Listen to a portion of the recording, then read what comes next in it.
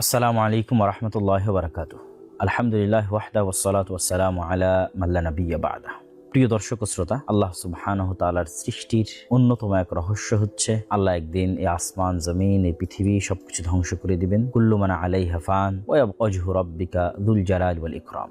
সব ধ্বংস হয়ে যাবে, শুধু আল্লাহ সুবহানাহু ওয়া তাআলাই থাকবেন। পবিত্র কোরআনের যদি আমরা সম্পূর্ণরূপে সামারি করি, তাহলে দুটি বিষয়ের প্রতি পবিত্র কোরআন সবচেয়ে বেশি ফোকাস দিয়েছে। এক, আল্লাহ সুবহানাহু ওয়া তাআলার একত্ববাদ, আর দুই, পরকাল, আল ইয়াউমুল আখির, আল্লাহর ওয়াদা। আর আল্লাহর ওয়াদা সত্য। তো আল্লাহ সুবহানাহু ওয়া তাআলার সেই ওয়াদা, পৃথিবী ধ্বংস হওয়া, এটি একটি চিরন্তন সত্য এবং সকল আসমানি কিতাবের মূল সার নির্যাস যে একদিন এই পৃথিবী ধ্বংস হয়ে যাবে এবং কিয়ামত সংঘটিত হবে, পুনরুত্থান ঘটবে, বিচার হবে। অনেকে হয়তো প্রশ্ন করতে পারেন, এই কিয়ামতের কথা তো আমরা হাজারো লক্ষ বছর থেকে শুনে আসছি, কিয়ামত তো হয় না, কবে হবে? তাদের জন্য রাসূলুল্লাহ সাল্লাল্লাহু আলাইহি ওয়াসাল্লামের পক্ষ থেকে চমৎকার উত্তর আছে যে প্রত্যেক মানুষের মৃত্যুই কামাত কিয়ামতুহু, তার মৃত্যুই তার জন্য কিয়ামত। তো যত মানুষ পৃথিবী থেকে চলে গেছে তাদের কিয়ামত কিন্তু অলরেডি সংঘটিত হয়ে গেছে। আমরাও যেদিন মারা যাব সেই দিন আসলে আমাদের কিয়ামত সংঘটিত হবে। কেন? আমরা তো পরকালের জগতে যাত্রা শুরু করে দিব। কবরের জগৎ, বারজাখী জগৎ, গায়েবের যে জগৎ, পরকালের যে জগৎ, সেটার উদ্দেশ্যে আমাদের যাত্রা শুরু হয়ে যাবে। হ্যাঁ, সামগ্রিক অর্থে আসমান জমিনের যে ধ্বংস, সূর্য নক্ষত্রের যে ভেঙে পড়া, যেগুলোর বর্ণনা আল্লাহ বিভিন্ন সূরায় দিয়েছেন, যা সামাউ ফাতারাত, ওয়াইদাল কাওয়াকিব তাসারাত, ওয়াইদাল বিহার ফুজ্জিরাত, ওয়াইদাল কুবুর বু'থিরাত। অথবা সূরা কারিয়ার মধ্যে বলছেন, আল কারিআতু মাল কারিআহ ওয়া মা আদরাকা মাল কারিআহ ইয়াওমা ইয়াকুনুন নাসু কাল ফারাশিল মাবথুথ ওয়া তাকুনুল জিবালু কাল ইহনিল মানফুশ। অথবা সূরা জিলজালের মধ্যে বলছেন, ইযা যুলজিলাতিল আরযু জিলজালাহা ওয়া আখরাজাতিল আরযু আথকালাহা। এই যে ভয়ঙ্কর দৃশ্যগুলো, যে আসমান, সূর্য, নক্ষত্র, চন্দ্র ভেঙে চূর্ণ বিচূর্ণ হয়ে যাবে, হিমালয়ের মতো পাহাড় ধ্বনিত তুলার ন্যায় আকাশে উড়বে, মানুষ পঙ্গপালের মতো হয়ে যাবে, এই ঘটনাগুলো ঘটবে। এগুলো আমরা চোখে দেখি অথবা না দেখি, কিন্তু এই ঘটনাগুলো ঘটার পূর্বে পৃথিবীর ইতিহাসের সবচেয়ে ভয়ঙ্কর ফিতনা দেখা দিবে। যেই ফিতনা আদম আলাইহিস সালাতু ওয়াস সালাম যখন জান্নাতে ইবলিসের ফিতনায় পা দিয়েছিলেন, আল্লাহ যে গাছকে নিষিদ্ধ করেছিলেন, সেই গাছের নিকটে যাওয়ার যে প্ররোচনা, ওইটাও তো একটা ফিতনা। যেই ফিতনায় হাবিল এবং কাবিল পড়েছিল, সেটাও একটা ফিতনা। যেই ফিতনায় কওমে নূহ পড়েছিল, শিরকের ফিতনা। যেই ফিতনায় কওমে লূত পড়েছিল, জেনার ফিতনা। এগুলো সকল ফিতনার চাইতে ভয়াবহ ফিতনা। যে ফিতনা সম্পর্কে পৃথিবীর সকল নবী এবং রাসূল সতর্ক করে গেছেন, সেটি হচ্ছে দাজ্জালের ফিতনা। এবং রাসূলুল্লাহ সাল্লাল্লাহু আলাইহি ওয়াসাল্লাম স্পষ্টভাবে বলে গেছেন যে কিয়ামতের পূর্ব মুহূর্তের যে ঘটনাবলীর কথা উনি বলেছেন, কিয়ামত সংঘটিত হতে যদি আর এক দিনও বাকি থাকে, তবু এই সবগুলো ঘটনা সংঘটিত হবে। সুতরাং এই বিষয়গুলো অত্যন্ত সিরিয়াস এবং এই বিষয়গুলো আমাদের জানা আরো কেন জরুরি। বর্তমান বিশ্বে সায়েন্স অ্যান্ড টেকনোলজির এই উন্নত প্রযুক্তির যুগে গায়েবের এই বিষয়গুলোকে যেমন একদল মানুষ অস্বীকার করে বসে, একদল মানুষ যেমন তাবিল দূরবর্তী ব্যাখ্যা করে, আর একদল মানুষ তেমন কাল্পনিক সময় নির্ধারণ করে, এতদিনের মধ্যে ইমাম মাহদি আসবে, এতদিনের মধ্যে দাজ্জাল আসবে। এই যে ভ্রান্ত চিন্তা চেতনা, এগুলোর মধ্যে আমাদের সঠিকটা জানার জন্য হলো এই বিষয়ে জ্ঞান অর্জন করতে হবে। দেখেন, কিয়ামত কখন হবে তা মুহাম্মদ সাল্লাল্লাহু আলাইহি সাল্লামও জানতেন না। কিয়ামত কখন হবে তা স্বয়ং ইসরাফিলও জানে না। যদি ইসরাফিল জানতো যে অমুক সালের এত তারিখে এতটার সময় কিয়ামত হবে, তাহলে ইসরাফিল তার সজাগ অবস্থায় বাঁশিতে ফু দেওয়ার জন্য প্রস্তুত থাকতো না। ও যেই দিন রেস্টে বিশ্রামে থাকতো, যেই দিন দেওয়ার দরকার হতো সেই দিন দিত। কিন্তু সে 24 ঘন্টা প্রস্তুত আছে যে কখন আল্লাহ বলেন বাঁশিতে ফু দেওয়ার জন্য। মানে সেও জানে না যে আসলে কখন আল্লাহ বলবেন। সুতরাং এটা নির্ধারণ করা যে অমুক দিন এতদিনের মধ্যে, এটা না আল্লাহ সুবহানাহু ওয়া তাআলা কোরআনে করেছেন, না তার রাসূল হাদিসের মধ্যে করেছে। সবাই কি বর্ণনা করেছে? আলামত এবং চিহ্ন। তো এই আলামত এবং চিহ্নগুলো নিয়ে আজকে কেন আমরা আলোচনা করছি? আজকে আলোচনা করার প্রেক্ষাপটটা যদি আমরা বুঝি, আমি আপনাদের একটু দেখাই।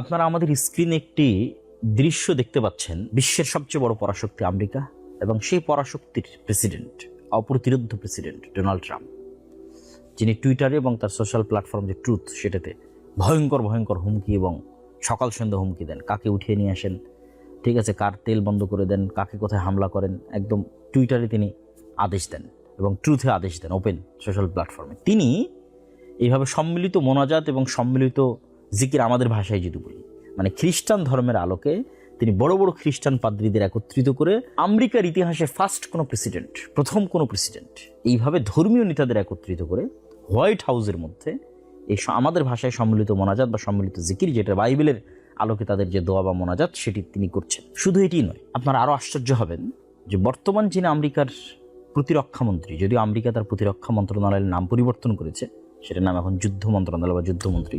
বর্তমান আমেরিকার যিনি যুদ্ধমন্ত্রী, তিনি তার শরীরে, তার গায়ে, তার বাহুতে কিছু ট্যাটু অঙ্কন করে রেখেছেন, যেই ট্যাটু মুসলমানদের চমকে দেওয়ার মতো।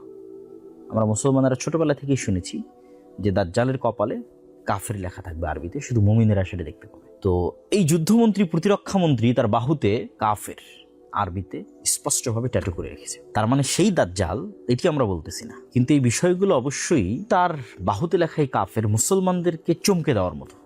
যে রাসূল সাল্লাল্লাহু আলাইহি ওয়াসাল্লামের যে হাদিস আমরা শুনে আসলাম যে দাজ্জালের কপালে লেখা থাকবে কাফের, সেটা কেউ তার শরীরে ট্যাটু করে রাখতেছে এবং একটা বিশ্বের পরাশক্তির এত বড় পর্যায়ের মন্ত্রী, এটা অবশ্যই চিন্তার বিষয়। শুধু তাই নয়, সে কিন্তু অনেক বইও লিখেছে। তার মধ্যে তার অন্যতম একটি বই হচ্ছে আমেরিকান ক্রুসেড, তথা আমেরিকা ধর্মযুদ্ধ করতেছে বা ধর্মযুদ্ধ করা উচিত, এই তত্ত্বের উপর কিন্তু সে একটি বই লিখে ফেলেছে। শুধু এই পর্যন্ত সীমাবদ্ধ নয়, আপনারা সকলে আন্তর্জাতিক প্রতিষ্ঠান, অর্থ লেনদেনের, যারা বিদেশ থেকে টাকা পয়সা পাঠান তারা জানেন পেপ্যালের সহকারী প্রতিষ্ঠাতা এবং এআই ভালো মোটামুটি এআই নিয়ে কাজ করতেছে, আর্টিফিশিয়াল ইন্টেলিজেন্স নিয়ে, পিটার থিয়েল, তার কথা আপনারা অনেকেই জানেন। পিটার থিয়েল কিন্তু ধারাবাহিক সিরিজ আলোচনা করতেছে অ্যান্টি ক্রাইস্টের উপর।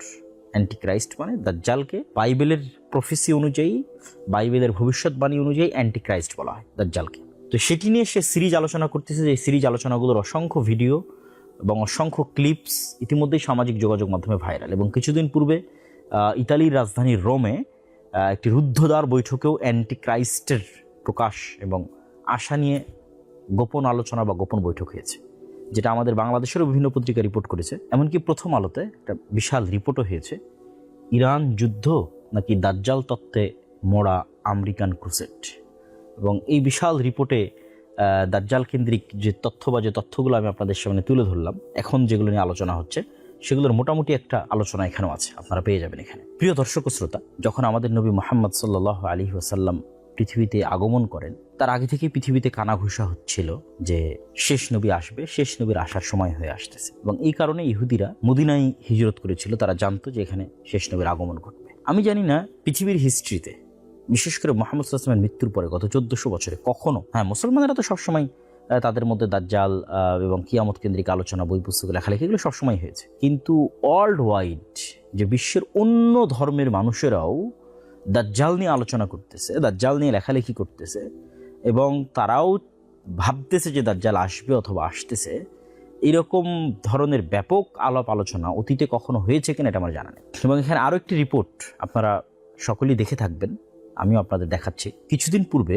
গার্ডিয়ান পত্রিকায় একটি রিপোর্ট হয়, আপনারা দেখতে পাচ্ছেন সেই রিপোর্টটি, যে US troops were told war on Iran was all part of God's divine plan. যে আমেরিকার সেনাবাহিনীরা সাক্ষ্য দিচ্ছে যে এই যুদ্ধটা মূলত আল্লাহ সুবহানাহু ওয়া তাআলার পরিকল্পনা অনুযায়ী হচ্ছে। তারা বলতেছে যেটা হচ্ছে এন্ড টাইমস, শেষ সময়ের যে যুদ্ধ, এবং এই শেষ সময়ের যুদ্ধকে বাইবেলে আর্মাগেড্ডন বলা আছে এবং সেটিকেও তারা এখানে কানেক্ট করেছে। এই যে আপনারা দেখতে পাচ্ছেন যে বুক অফ রিভিলেশন তথা বাইবেলের যেটা বুক অফ রিভিলেশন, সেখানে যে আর্মাগেড্ডন তথা শেষ সময়ের যে যুদ্ধের কথা বলা হচ্ছে, সেই শেষ সময়ের যুদ্ধ শুরু করার জন্য, সেই এন্ড টাইম শুরু করার জন্য মূলত তারা এই যুদ্ধটা শুরু করেছে। এটা আমরা আপনাদের সামনে তুলে ধরছিলাম গার্ডিয়ান পত্রিকার রিপোর্ট। প্রিয় দর্শক ও শ্রোতা, আমরা ভূমিকা স্বরূপ আপনাদের সামনে কিছু তথ্য তুলে ধরলাম, যেগুলোতে আমরা দেখতে পেলাম যে বর্তমান বিশ্বে শেষ জামানা নিয়ে মুসলমানদের মধ্যে নয়, অন্যদের মধ্যে আলোচনা হচ্ছে এবং তারা সেই শেষ জামানার যুদ্ধগুলো শুরু করতেছে মনে হবে তাদের ধারণা।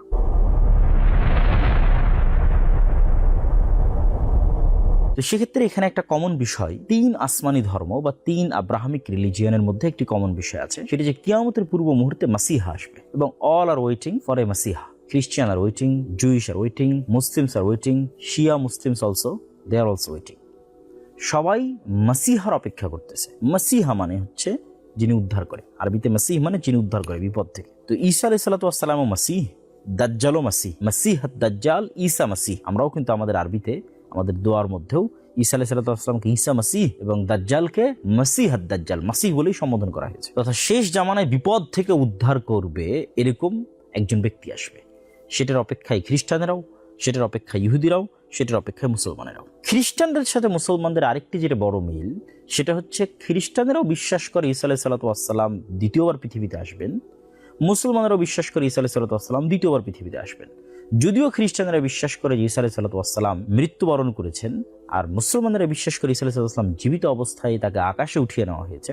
এবং এখানে আরো একটি মজার বিষয়, সেটি হচ্ছে যেখানে ইহুদিদের বিশ্বাস অনুযায়ী মারিয়াম আলাইহিস সালাতু ওয়াস সালাম একজন খারাপ মহিলা, নাউজুবিল্লাহ, এবং তার সন্তান অবৈধ সন্তান, নাউজুবিল্লাহ, এবং তারাই তাকে হত্যা করেছে। ইহুদিরাও বিশ্বাস করে তারা সাকসেসফুল ঈসা আলাইহিস সালামকে হত্যা করেছে, এবং খ্রিস্টানেরা যেখানে বিশ্বাস করে যে তিনি তাদের নবী এবং পবিত্র, সেখানে তাদের নবীর হত্যাকারী এবং তাদের নবীর মায়ের প্রতি অপবাদ দানকারী এবং তাদের নবীকে অবৈধ সন্তান ঘোষণাকারী যে সম্প্রদায় ইহুদি, তাদের প্রতি তাদের যে পরিমাণ শত্রুতা হওয়া উচিত সেটি কিন্তু আমরা এখন দেখছি না। যেটি কিন্তু হিস্ট্রি বলে যে তাদের মধ্যে শত্রুতা সবচেয়ে বেশি ছিল। কিন্তু হিস্ট্রিতে প্রথমবারের মতো এত বড় বিশ্বাসগত বৈপরীত্য থাকার পরেও তাদের যে একতা, এটার কারণে আধুনিক অনেক বিশ্লেষক বিশ্লেষণ করেছেন যে এটার পিছনেও এক প্রকার খ্রিস্টান, যাদেরকে বলা হয় ইভ্যাঞ্জেলিক্যাল খ্রিস্টিয়ান বা জায়নিস্ট খ্রিস্টিয়ান। ইভ্যাঞ্জেলিক্যাল মানে ইঞ্জিল কেন্দ্রিক, ইঞ্জিলকে ইংরেজিতে ইভাঞ্জেল বলে, ইঞ্জিল কেন্দ্রিক তথা বাইবেল কেন্দ্রিক, বাইবেলের প্রতি ফোকাস দেয়, এরকম যারা খ্রিস্টান, আপনি এটা নিয়ে সার্চ দিতে পারেন, রিসার্চ করতে পারেন। আমরাও আপনাদেরকে স্ক্রিনে দেখাচ্ছি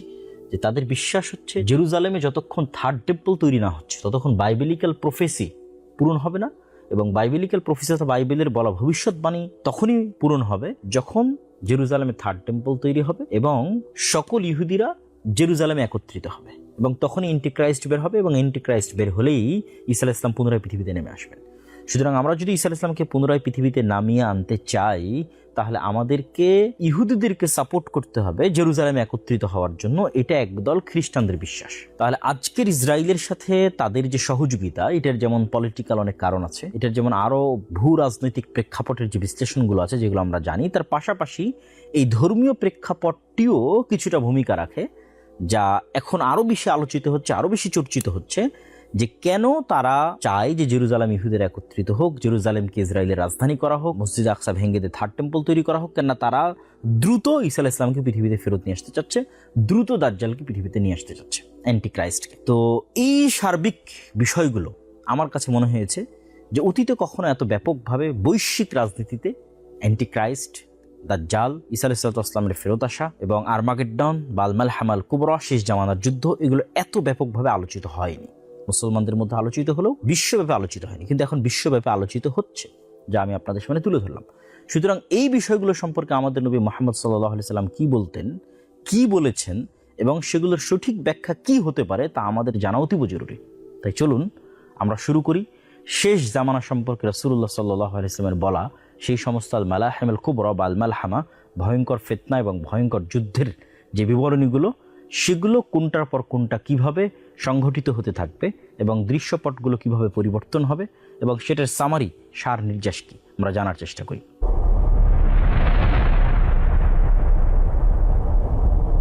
প্রিয় দর্শক শ্রোতা, কিয়ামতের পূর্ব মুহূর্তে যে বিষয়গুলো সংঘটিত হবে সে বিষয়ে অসংখ্য হাদিস বিভিন্ন সানাদে বর্ণিত হয়েছে, যেগুলো বিশেষ করে মুহাদ্দিসিনে কেরাম তাদের কিতাবগুলোর মধ্যে কিতাবুল ফিতান নামে অন্তর্ভুক্ত করেছে, এবং কিছু কিছু ইমাম এই নামে আলাদা বইও রচনা করেছে। কিন্তু এগুলোর মধ্যে অসংখ্য জাল, জয়ীফ এবং সানাদের মতভেদ অনেক কিছুই আছে। আমরা যদি প্রত্যেকটা হাদিস ধরে আলোচনা করি, সেটা আপনাদের জন্য বোঝা, চিন্তা করা এবং মিলানো অনেক কঠিন হবে। তো যত হাদিস আমরা শুনে থাকি অথবা যত হাদিস আমরা পেয়ে থাকি, সেগুলোর মধ্যে যেগুলো বেশিরভাগ সহিহ হাদিস এবং বেশি বিশুদ্ধ হাদিস, সেগুলোই আমরা সামনে রাখবো এবং সেগুলোর সামারি, এবং সেই সামারিতে একটার পর একটা কোনটা সংঘটিত হবে সেটার আমার যেটা বুঝ মনে হয়েছে যে এটি বেশি বিশুদ্ধ বা এটি বেশি হাদিস সঙ্গত, সেই ধারাবাহিকতা আমি আপনাদের সামনে তুলে ধরবো। ওই ধারাবাহিকতাতেই হবে সেটি কিন্তু আমারও জানা নাই, বরং আল্লাহ সুবহানাহু ওয়া তাআলা ভালো জানেন যে কোন ধারাবাহিকতায় সেটি সংঘটিত হবে। তো আমরা রাসূলুল্লাহ সাল্লাল্লাহু আলাইহি ওয়াসাল্লামের একটা হাদিস দিয়ে শুরু করি যে তোমরা 6টা জিনিস গণনা করে রাখো কিয়ামত পর্যন্ত। তার মধ্যে 1 নাম্বার হচ্ছে মাউতি, আমার মৃত্যু। তো রাসূলুল্লাহ সাল্লাল্লাহু আলাইহি ওয়াসাল্লামের মৃত্যু ইটসেলফ কিয়ামতের সবচেয়ে বড় আলামত। কেন অতীতে যখন কোনো নবীর মৃত্যু হতো তখন মানুষ আরেক নবীর অপেক্ষা করত, আর যেহেতু মুহাম্মদ সাল্লাল্লাহু আলাইহি ওয়াসাল্লাম শেষ নবী, সেহেতু মুহাম্মদ সাল্লাল্লাহু আলাইহি ওয়াসাল্লামের মৃত্যুর পরে কি আমরা আরেক নবীর অপেক্ষা করব না কিয়ামতের অপেক্ষা করব? তাহলে সামারি কি দাঁড়াচ্ছে? মুহাম্মদ সাল্লাল্লাহু আলাইহি ওয়াসাল্লামের মৃত্যুর পরেই কিয়ামত, মুহাম্মদ সাল্লাল্লাহু আলাইহি ওয়াসাল্লামের মৃত্যুর পরেই কিয়ামত। এখন এটাতে 500 বছর 5000 বছর সেটি বিষয় নয়। আগের নবীদের ক্ষেত্রে কি হতো, ওই নবীর পরে আরেক নবী, তারপর আরেক নবী, আর মুহাম্মদ সাল্লাল্লাহু আলাইহি ওয়াসাল্লামের মৃত্যুর পরে কি হচ্ছে? সরাসরি কিয়ামত। তাহলে কিয়ামতের সবচেয়ে বড় আলামত হচ্ছে মুহাম্মদ সাল্লাল্লাহু আলাইহি ওয়াসাল্লামের মৃত্যু এবং মুহাম্মদ সাল্লাল্লাহু আলাইহি ওয়াসাল্লামের পৃথিবীতে আগমন। সেটি কিন্তু সংঘটিত হয়ে গেছে, অলরেডি 1400 বছর পার হয়ে গেছে সেটি। তাহলে আমরা কিসের অপেক্ষা করছি? কিয়ামতেরই অপেক্ষা করছি 1400 বছর থেকে। নতুন কোনো নবীর কিন্তু আমরা অপেক্ষা করছি না। 2 নম্বর তিনি বলেছেন ফাতহু বাইতুল মুকাদ্দাস বা মসজিদ আল আকসা, মসজিদ আকসার বিজয়, যেটি ইতিমধ্যে 2 বার সংঘটিত হয়েছে, হয়তো আরও একবার সংঘটিত হবে, আল্লাহ সুবহানাহু ওয়া তাআলা ভালো জানে। ওমর রাদিয়াল্লাহু আনহুর সময় একবার সংঘটিত হয়েছে এবং দ্বিতীয়বার সালাহুদ্দিন আইয়ুবীর সময় সংঘটিত হয়েছে। যদিও এই মসজিদে আকসা বা এই জেরুজালেম নগরী মুহাম্মদ সাল্লাল্লাহু আলাইহি ওয়াসাল্লামের পূর্বেও বহুবার বিজয় হওয়া এবং না হওয়া কেন্দ্রিক হিস্ট্রি আছে। স্বয়ং রাসূল সাল্লাল্লাহু আলাইহি ওয়াসাল্লামের যুগে আছে, যেটা আমি আমার বই ফিলিস্তিনে বিস্তারিত আলোচনা করেছি, ওখান থেকে আপনারা এই বিষয়টা দেখে নিতে পারেন। 3 নম্বর, রাসূলুল্লাহ সাল্লাল্লাহু আলাইহি ওয়াসাল্লাম বললেন যে ভয়ঙ্কর মহামারী। অনেকেই ওমর রাদিয়াল্লাহু তাআলার যুগে সিরিয়াতে একটা ভয়ঙ্কর মহামারী হয়েছিল, অনেক আলেম ওলামা বলে থাকেন যে এটি সেই মহামারী। আবার যুগের পরিক্রমায় গত 1400 বছর অনেক মহামারী হয়েছে, সেগুলোকেও অনেকেই রাসূল সাল্লাল্লাহু আলাইহি ওয়াসাল্লামের হাদিসে বর্ণিত সেই মহামারীর সাথে তুলনা করেছেন। আমরাও কিছুদিন পূর্বে একটি মহামারী অতিক্রম করে আসলাম, করোনা মহামারী, অথবা আরও পরে আরও ভয়ঙ্কর মহামারী আসতে পারে, যে মহামারীতে পৃথিবীর 1/4, 1/3, অর্ধেকের বেশি মানুষ হয়তো পৃথিবী থেকে হারিয়ে যেতে পারে এখন যে মানুষ আছে তাদের মধ্যে থেকে। তাহলে তারপর আসলাম বললেন মহামারী। তারপরে তিনি বললেন সুম্মা ফিতনাতুন, এমন এক ফিতনা লা ইয়াবকা, বাকি থাকবে না। বাইতুন, যারা বুঝেন যে নাকেরা, তানবিন এটি নাকেরার আলামত, এবং নাকেরা মানে হচ্ছে একটা ছোট্ট ঘরও বাকি থাকবে না, তথা সকল ঘর। লা ইয়াবকা বাইতুম মিনাল আরব ইল্লা, এবং লা আর ইল্লা যদি একত্রিত আসে তাহলে সেটা ইস্তিগরাকের ফায়দা দেয়, তথা একটা ঘরও বাদ যাবে না, লিটারেলি একটি ঘরও মুক্ত থাকবে না। আরবের প্রত্যেক ঘরে, রাসূল নির্দিষ্ট করে দিলেন আল আরব, আরবের প্রত্যেক ঘরে একটা ফিতনা প্রবেশ করবে। অনেক আলেম ওলামা ব্যাখ্যা করেছেন যে এই ফিতনা হচ্ছে আজকের যুগের মোবাইল বা আজকের যুগের ইন্টারনেট, সামাজিক যোগাযোগ মাধ্যম। কিন্তু আমার মনে প্রশ্ন তৈরি হয় যে এই ইন্টারনেট, সামাজিক যোগাযোগ মাধ্যমের ফিতনা তো পৃথিবীর সকল ঘরে প্রবেশ করেছে, আর রাসূলুল্লাহ সাল্লাল্লাহু আলাইহি ওয়াসাল্লাম তো এখানে বলেছেন আল আরব, নির্দিষ্ট করেছে সারা পৃথিবী নয়, শুধু আরবের প্রত্যেক ঘরে প্রবেশ করবে। তো এখানে আরও একটি ব্যাখ্যা আমরা দাঁড় করাতে পারি যে কোরআন এবং হাদিসে যেখানেই ফিতনা শব্দটি ব্যবহৃত হয়েছে, ফিতনা আরও অনেক জায়গায় ফিতনা ব্যবহৃত হয়েছে, যেমন ওমর রাদিয়াল্লাহু তাআলা হচ্ছেন ফিতনার দরজা, সেখানে ফিতনা ব্যবহৃত হয়েছে। তারপরে হচ্ছে ওসমান রাদিয়াল্লাহু তাআলার মৃত্যুর পর সাহাবীরা এবং তাবিরা হাদিস বর্ণনাকারীর নাম জিজ্ঞেস করতেন, তো ওখানে জিজ্ঞেস করা হচ্ছে মানে বাদ আল ফিতনা, ফিতনার পরে। তো ফিতনা মানে এই সকল জায়গায় ফিতনা দ্বারা উদ্দেশ্য করা হয়েছে মারামারি, গণ্ডগোল, যুদ্ধ, বিগ্রহ, হত্যা, রাহাজানি। তো সাধারণত ফিতনা বলতে কোরআন এবং হাদিসে কিন্তু অন্যান্য জায়গায় এটি মূল উদ্দেশ্য হয়।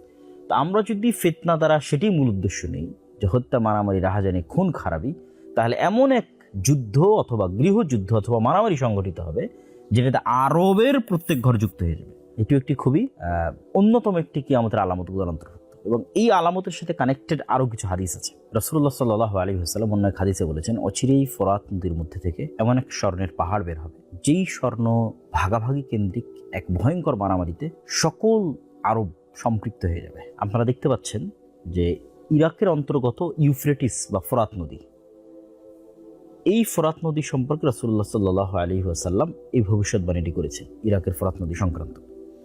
তো সেক্ষেত্রে অনেক আলেম ওলামা এটির ব্যাখ্যা করেছেন যে এখানে সত্যিকার অর্থে একদিন স্বর্ণের পাহাড় বের হবে, আর এটি অসম্ভব কিছু নয়।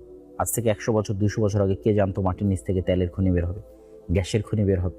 এটা যেমন আজ থেকে 500 বছর আগের মানুষের কাছে অসম্ভব ছিল, হয়তো আমাদের কাছে অসম্ভব মনে হচ্ছে যে ফোরাত নদী থেকে কীভাবে স্বর্ণের পাহাড় বের হবে, কিন্তু একদিন বাস্তবিক হবে। অথবা কিছু আলেম ওলামা ব্যাখ্যা করেছেন যেখানে স্বর্ণ দ্বারা মূল্যবান কিছু উদ্দেশ্য, দামি কিছু উদ্দেশ্য, যেমনটা আমরা আমাদের পরিভাষায় দামি কোনো কিছুকে স্বর্ণের সাথে তুলনা করে থাকি। তো সেক্ষেত্রে যদি আমরা তেলের কথা চিন্তা করি, তাহলে আজকের এখন যে যুদ্ধ ইরান আমেরিকা অথবা আমেরিকা ভেনেজুয়েলা যে যুদ্ধ, সেটি থেকে আমরা অন্তত দেখতেছি, এবং পেট্রোল পাম্পগুলোতে যে বিশাল লম্বা লাইন এবং তেলের যে সংকট আমরা আমাদের এই সময় এখন দেখতেছি, সেটা থেকে আমরা বুঝতেছি যে তেল স্বর্ণের চেয়েও দামি। কারণ আজকে যদি জ্বালানি বন্ধ হয়ে যায়, গ্যাস এবং তেল বন্ধ হয়ে যায়, তাহলে পৃথিবী 100 বছর পূর্বে ফিরে যাবে। বিদ্যুৎ উৎপাদন হবে না, বিদ্যুৎ উৎপাদন না হলে আপনার মোবাইল কম্পিউটার কিছু চলবে না, মোবাইল কম্পিউটার কিছু না চললে, গাড়ি ঘোড়া না চললে, বিমান না চললে, পানি জাহাজ না চললে, আপনি কল্পনা করেন পৃথিবী 500 বছর পূর্বে যে গরুর গাড়ি এবং ঘোড়ার যুগ, সেটাতে ফেরত চলে যাবে। তাহলে আজকের জ্বালানি কিন্তু আমরা দেখতেছি স্বর্ণের চেয়েও দামিতে পরিণত হয়েছে। তাহলে যদি ওই ব্যাখ্যা গ্রহণ করা হয় যে দামি কিছু, তাহলে সেটি জ্বালানি হওয়াও অসম্ভব কিছু নয়। তবে আমরা হাদিসকে হাদিসের প্রকাশ্য অর্থের উপর রাখাকেই সমীচীন মনে করি। হাদিস রাসূল সাল্লাল্লাহু আলাইহি ওয়াসাল্লাম স্পষ্টভাবে যাহাব, স্বর্ণ শব্দটি ব্যবহার করেছেন। চলেন একটু হাদিসটা দেখি। রাসূলুল্লাহ সাল্লাল্লাহু আলাইহি ওয়াসাল্লাম হাদিসে বলছেন যে ইউশিকুল ফরাত, অচিরে ফরাত নদী থেকে আইয়াহসারা আন জাবালিন, একটি পাহাড় প্রকাশ পাবে, মিন যাহাবিন, স্বর্ণের। স্পষ্টভাবে তিনি স্বর্ণের বলেছেন। হাদিসের যতগুলো রিওয়ায়াত আছে প্রায় সকল রিওয়ায়াতে যে আন জাবালিন মিন যাহাবিন, সবগুলোতে আন কানজিন মিন যাহাবিন, স্বর্ণের পাহাড় অথবা স্বর্ণের কানজ বা স্বর্ণের খাজানা বা স্বর্ণের খনি বের হবে। এবং মানুষ সেটি নিয়ে যুদ্ধ করবে ভয়াবহ, সেটিও সেখানে উল্লেখ আছে। তো সেক্ষেত্রে আমরা হাদিসটিকে হাদিসের প্রকাশ্য অর্থের উপর রাখাকেই বেশি সমীচীন মনে করি। আল্লাহু আ'লাম বিসওয়াব।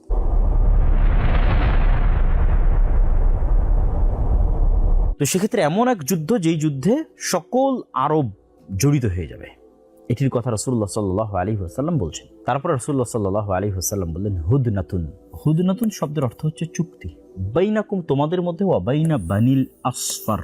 এই বানিল আসফারের জায়গায় কিছু কিছু রিওয়ায়াতে রোম বা অন্য কিছু বর্ণনায় রোমানদের সাথে কিছু চুক্তি মুসলমানদের হবে। আর আসফার শব্দের অর্থ হচ্ছে হলদেটে সাদা বর্ণ, যাদের গায়ের রং তথা সাদা চামড়ার আমরা যাদেরকে বলি, ঠিক আছে, তাদের সাথে তোমাদের একটা চুক্তি হবে। এখানে রোম দ্বারা আসলে কোন রোম উদ্দেশ্য, এটি নিয়েও কিছু মতভেদ আছে। রাসূলুল্লাহ সাল্লাল্লাহু আলাইহি ওয়াসাল্লাম যখন এই হাদিস শোনাচ্ছেন যে তোমাদের মধ্যে এবং রোমানদের মধ্যে একটি চুক্তি হবে, ওই সময়ে রোমান, বাইজেন্টাইন রোমান এম্পায়ারের কেন্দ্রস্থল বা রাজধানী ছিল আজকের তুরস্কের ইস্তাম্বুল।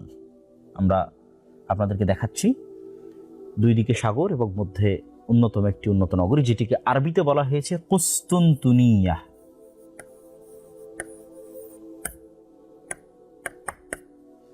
এবং ইংরেজিতে বলা হয় কনস্টান্টিনোপল, এবং আমরা চিনি ইস্তাম্বুল নামে। আর যদি আমরা সরাসরি রোম দ্বারা ইতালির রাজধানী রোম ধরি, এই যে ইতালি এবং ইতালির রাজধানী রোম, এটি যদি আমরা গণ্য করি, অনেকে এটিকে ব্যাখ্যা করেছেন, তাহলে ওখানে ইস্তাম্বুল এবং এখানে রোম।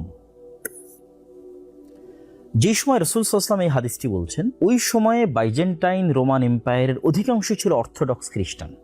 যেমন সহিহ বুখারীর যে হাদিসগুলোতে প্যাট্রিক বা প্যাট্রিয়ক, এই প্যাট্রিয়ক কিন্তু ইতালির রোমে না, ইতালির রোমে আছে পোপ, আর প্যাট্রিয়ক আছে কোথায়, সেটি হচ্ছে রাশিয়া। এই যে আমরা মস্কো দেখতে পাচ্ছি, রাশিয়া, এবং রাশিয়ার প্রেসিডেন্ট ভ্লাদিমির পুতিন, তিনিও অর্থোডক্স খ্রিস্টান পাদ্রীদের দ্বারা অনেক বেশি প্রভাবিত। তাহলে যেই সময় রাসূল সাল্লাল্লাহু আলাইহি ওয়াসাল্লাম বলছেন, ওই সময় বাইজেন্টাইন এম্পায়ার, যেটা তুরস্কের রাজধানী ইস্তাম্বুল, যেটা আমরা আপনাদেরকে ইন্ডিকেট করে দিলাম, আর ইতালির রাজধানী রোম আর এই মস্কো। তো রোম দ্বারা যদি ইতালির রাজধানী রোম উদ্দেশ্য হয়, তাহলে পুরো ইউরোপ। আর যদি আমরা অর্থোডক্স খ্রিস্টান উদ্দেশ্য নেই, তাহলে রাশিয়া। তো যখন রোমানদের সাথে মুসলমানদের একটি চুক্তি হবে, তখন তারা একত্রিত অবস্থায় তৃতীয় আর এক শত্রুর বিরুদ্ধে যুদ্ধ করবে। এটি ইন্ডিকেট করা খুব কঠিন যে সেই তৃতীয় শত্রু কারা। মানে আমরা যদি আজকের বিশ্ব ব্যবস্থা অনুযায়ী চিন্তা করি, এটাই যে সংগঠিত হবে তা কিন্তু নয়। আজ থেকে 1000 বছর আগে পৃথিবীর বিশ্ব ব্যবস্থা এরকম ছিল না, আজ থেকে 500 বছর আগে পৃথিবীর বিশ্ব ব্যবস্থা এরকম ছিল না। তাহলে প্রত্যেক আলেম তার যুগ অনুযায়ী যদি চিন্তা করে যে তাহলে আজকের রোমান কারা এবং আজকের তৃতীয় শত্রু কারা হতে পারে, আজ থেকে 500 বছর পরে পৃথিবীর প্রেক্ষাপট চেঞ্জ হয়ে যেতে পারে, তখন অন্য কাউকে তৃতীয় শত্রু মনে হতে পারে। কিন্তু এই ঘটনা অবশ্যই ঘটবে। রাসূল সাল্লাল্লাহু আলাইহি ওয়াসাল্লাম বলছেন যে কিয়ামত সংঘটিত যদি একদিনও বাকি থাকে, তো বইটি সংঘটিত হবে। তা আমরা যেহেতু আমাদের পরের ভবিষ্যতের কথা বলতে পারবো না, এখনকার প্রেক্ষাপটের আলোকে যদি আমরা রোম দ্বারা ইতালির রোম উদ্দেশ্য নেই, তাহলে ইউরোপের সাথে মুসলমানদের একটা চুক্তি হবে। আর তৃতীয় শত্রু যদি আমরা চিন্তা করি, তাহলে সেই তৃতীয় শত্রু মস্কো হতে পারে, তৃতীয় শত্রু চায়নাও হতে পারে, তৃতীয় শত্রু ইসরায়েলও হতে পারে, তৃতীয় শত্রু পারস্য হতে পারে, তৃতীয় শত্রু হিন্দুরাও হতে পারে, ঠিক আছে, তৃতীয় শত্রু আমেরিকা ইসরায়েলের সম্মিলিত শক্তিও হতে পারে। আর যদি আমরা চিন্তা করি রোম দ্বারা আজকের বিশ্ব অনুযায়ী এটি হবে, তা কিন্তু বলতেছি না, কেন 500 বছর আগে একরকম ছিল, আজ একরকম, আজ 500 বছর আর একরকম। যদি চিন্তা করি যে না মস্কো রাশিয়া, তাহলে মুসলমানদের সাথে মস্কো রাশিয়া বা সেই কেন্দ্রিক যে জোট, তারা একত্রিত হবে। আর তৃতীয় শত্রু তাহলে ইউরোপ, তৃতীয় শত্রু তাহলে আমেরিকা। আল্লাহু আ'লাম, সকল কিছুরই সম্ভাবনা আছে। এই যে যুদ্ধের বর্ণনা রাসূলুল্লাহ সাল্লাল্লাহু আলাইহি ওয়াসাল্লাম দিচ্ছেন, যে রোমান খ্রিস্টানেরা এবং মুসলমানেরা একত্রিত হয়ে এক তৃতীয় শত্রুর বিরুদ্ধে যুদ্ধ করবে এবং সেই তৃতীয় শত্রুর বিরুদ্ধে তোমরা বিজয় অর্জন করবে। এই বিজয় অর্জনের পর একজন খ্রিস্টান ক্রোশ উত্তোলন করে বলবে, ক্রোশ চিহ্ন, যে এই ক্রোশের কারণেই আমাদের বিজয় হয়েছে, এই ক্রস চিহ্নের কারণেই আমাদের বিজয় হয়েছে। তখন আর এক মুসলমান উঠে তার ইমানি জাজবার কারণে সে বলবেন আল্লাহর সহযোগিতা আমার বিজয় হয়েছে, এবং সেটা ভেঙে দেবে। তখনই এই যে রোমান খ্রিস্টানদের সাথে মুসলমানদের যে একটা চুক্তি হলে, চুক্তিটা ভেঙে যাবে। রাসূলুল্লাহ সাল্লাল্লাহু আলাইহি ওয়াসাল্লাম বলছেন, ওই দিন রোমান খ্রিস্টানদের 80টি পতাকা থাকবে এবং প্রত্যেক পতাকার অধীনে 12,000 সেনাবাহিনী থাকবে। 12,000, 80টি পতাকার অধীনে রোমান খ্রিস্টানরা একত্রিত হবে। 80টি পতাকার দ্বারা যদি আমরা 80টা দেশ উদ্দেশ্য নিয়ে হতেও পারে, আল্লাহু আ'লাম, আল্লাহ সুবহানাহু ওয়া তাআলা ভালো জানেন। প্রত্যেক পতাকার অধীনে 12,000 করে সৈন্যবাহিনী থাকবে। তাহলে ইন টোটাল 12,000 গুণ 80 দিলে 9,60,000, তথা প্রায় 10 লক্ষ, প্রায় 10 লক্ষ নগদ ইনফ্যান্ট্রি তথা একদম যোদ্ধা, তারা মুসলমানদের মুখোমুখি হবে। কোন জায়গায় মুখোমুখি হবে এটি রাসূল সাল্লাল্লাহু আলাইহি ওয়াসাল্লাম অন্য আর এক হাদিসে বলে দিয়েছেন। তিনি বলেছেন, ততদিন পর্যন্ত কিয়ামত হবে না যতদিন তোমরা এবং রোমানরা মুখোমুখি না হচ্ছ আমাক এবং দাবেক নামক জায়গায়। চলুন দেখে আসি সেই জায়গাটা কোথায়।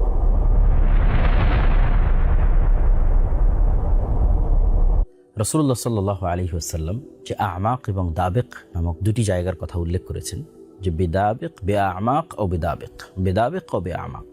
এখন অনুসন্ধান করলে যেটি দেখা যায় যে এটি মূলত সিরিয়া এবং তুরস্কের সীমান্তবর্তী অঞ্চল। আজকের তুরস্কের সীমানা এবং আজকের সিরিয়ার সীমানা আপনারা এই যে দেখতে পাচ্ছেন দাবেক, এবং এই যে হালবকে ইংরেজিতে বলে আলেপ্পো, এটা সিরিয়ার তুরস্ক সীমান্তবর্তী শহর। এবং এই যে ইদলিব, এখনকার সিরিয়ার যারা মুজাহিদ, যারা বিজয়ী হলো আহমদ আশারা, তারা কিন্তু এই অঞ্চল থেকে উঠে এসেছে।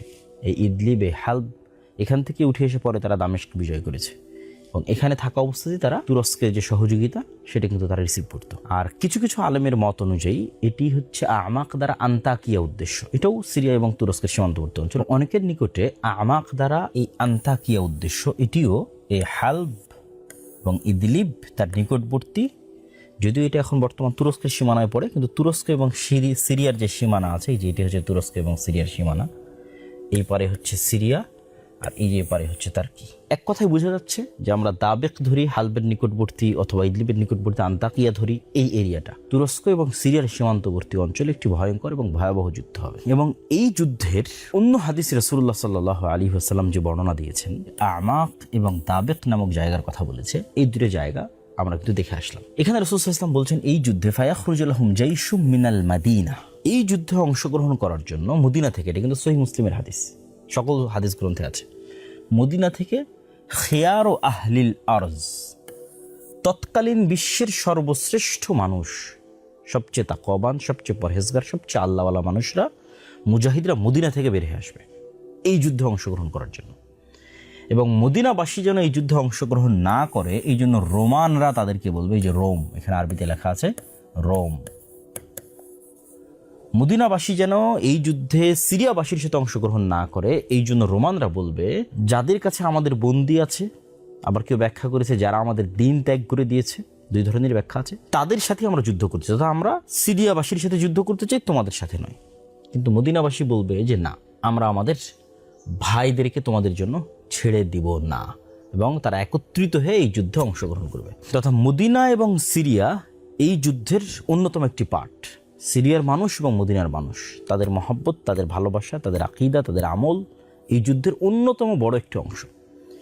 এই যুদ্ধে মুসলমানেরা 3 ভাগে বিভক্ত হবে, রাসূল সাল্লাল্লাহু আলাইহি ওয়াসাল্লাম বলেছেন, এই যে এখানে সুলুসুন, 3 ভাগে বিভক্ত হবে। 3 ভাগের 1 ভাগ শহীদ হবে, হুম আফজালুশ শুহাদা, পৃথিবীর সর্বশ্রেষ্ঠ শহীদ ইনদাল্লাহ, আল্লাহর নিকটে। এবং 3 ভাগের 1 ভাগ এই যুদ্ধ থেকে পালিয়ে আসবে।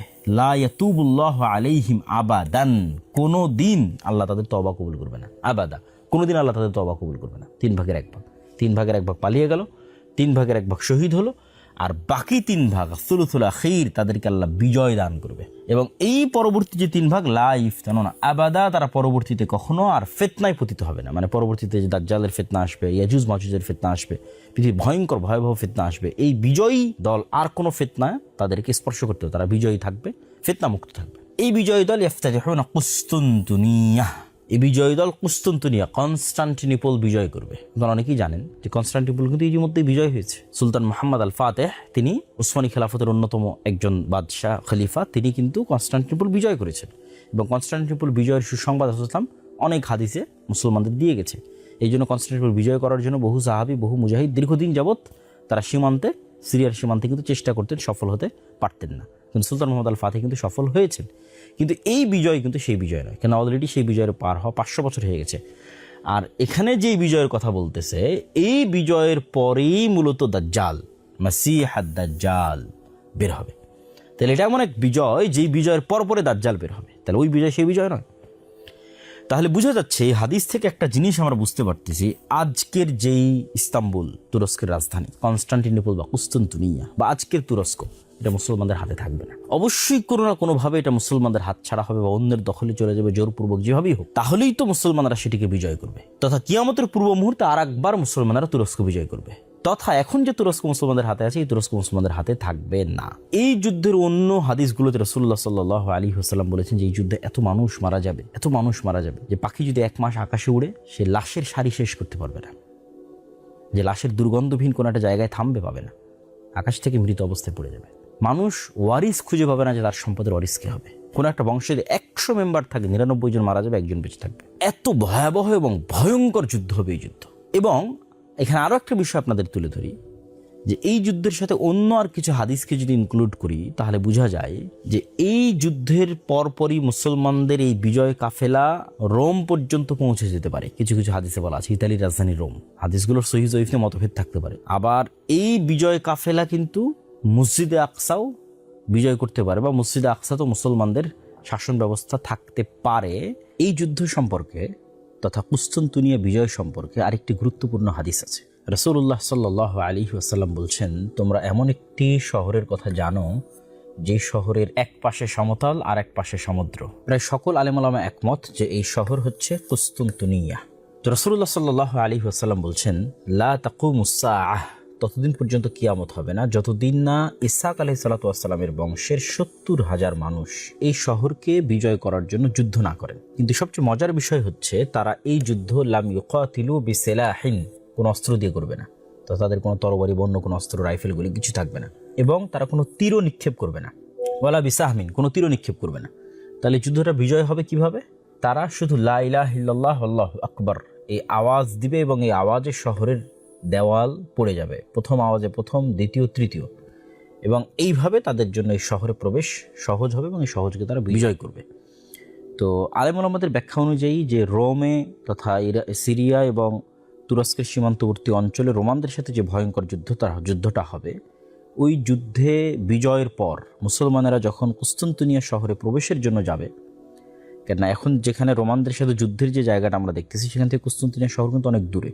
তো এই যুদ্ধে পরাজয়ের পর সামনে আরও বিজয় অভিযান চলতে থাকবে। বিজয় অভিযান করতে করতে করতে করতে একটা পর্যায়ে গিয়ে তারা কুস্তুনতুনিয়াতে প্রবেশ করবে। তো যখন তারা কুস্তুনতুনিয়াতে প্রবেশ করবে তখন কুস্তুনতুনিয়ার যে শহর রক্ষা দেওয়াল বা প্রাচীর আছে সেটিকে ধ্বংস করার জন্য তাদের আলাদা কোনো অস্ত্র ব্যবহার করতে হবে না, যে আমরা এটা ভাঙবো, কোনো অস্ত্র ব্যবহার করে না। তারা শুধু মুখের তাকবীর দেওয়ার মাধ্যমে লা ইলাহা ইল্লাল্লাহ আল্লাহু আকবার বলবে, এই বলাতেই দেওয়াল ভেঙে পড়ে যাবে এবং তারা কুস্তুনতুনিয়া শহরের মধ্যে বিজয়ী বেশে প্রবেশ করবে। এখানে যে যুদ্ধ, এই যুদ্ধের পরপরই মুসলমানেরা তাদের গনিমতের মাল বন্টনের জন্য তাদের তরবারিকে জাইতুন গাছের সাথে ঝুলিয়ে রাখবে, এবং জাইতুন গাছের সাথে ঝুলিয়ে রাখার পরপরই এই যে সুয়ুফাহুম বিজাইতুন, এটার থেকে অনেক উদ্দেশ্য নিয়েছেন যে এই যুদ্ধটা তরবারি দিয়ে হবে। তরবারি জাইতুন গাছে ঝুলিয়ে থাকবে, শয়তান চিৎকার করে বলবে তোমাদের বাড়িতে দাজ্জাল প্রবেশ করে গেছে, কিন্তু এটা মিথ্যা হবে, তখনও দাজ্জাল বের হয়নি। তখন এই সেনাবাহিনীর মধ্যে থেকে অন্য হাদিসে রাসূলুল্লাহ অন্য রিওয়ায়াতে বলেছেন 10 জন অশ্বারোহী রওনা দিবে দাজ্জালের অনুসন্ধানে। আল্লাহ নবী বলছেন ওই 10 জনের নাম, তাদের বাপ দাদার নাম, তাদের ঘোড়া, তাদের গায়ের রং সব আমি বলে দিতে পারবো। তো তারা যখন দাজ্জালের অনুসন্ধানে রওনা দিবে, ইতিমধ্যেই সত্যি সত্যি দাজ্জাল তথা এই মুজাহিদরা রিটার্ন ব্যাক যখন দামেস্কে করবে, ততদিনে সত্যি সত্যি দাজ্জাল বের হয়ে যাবে।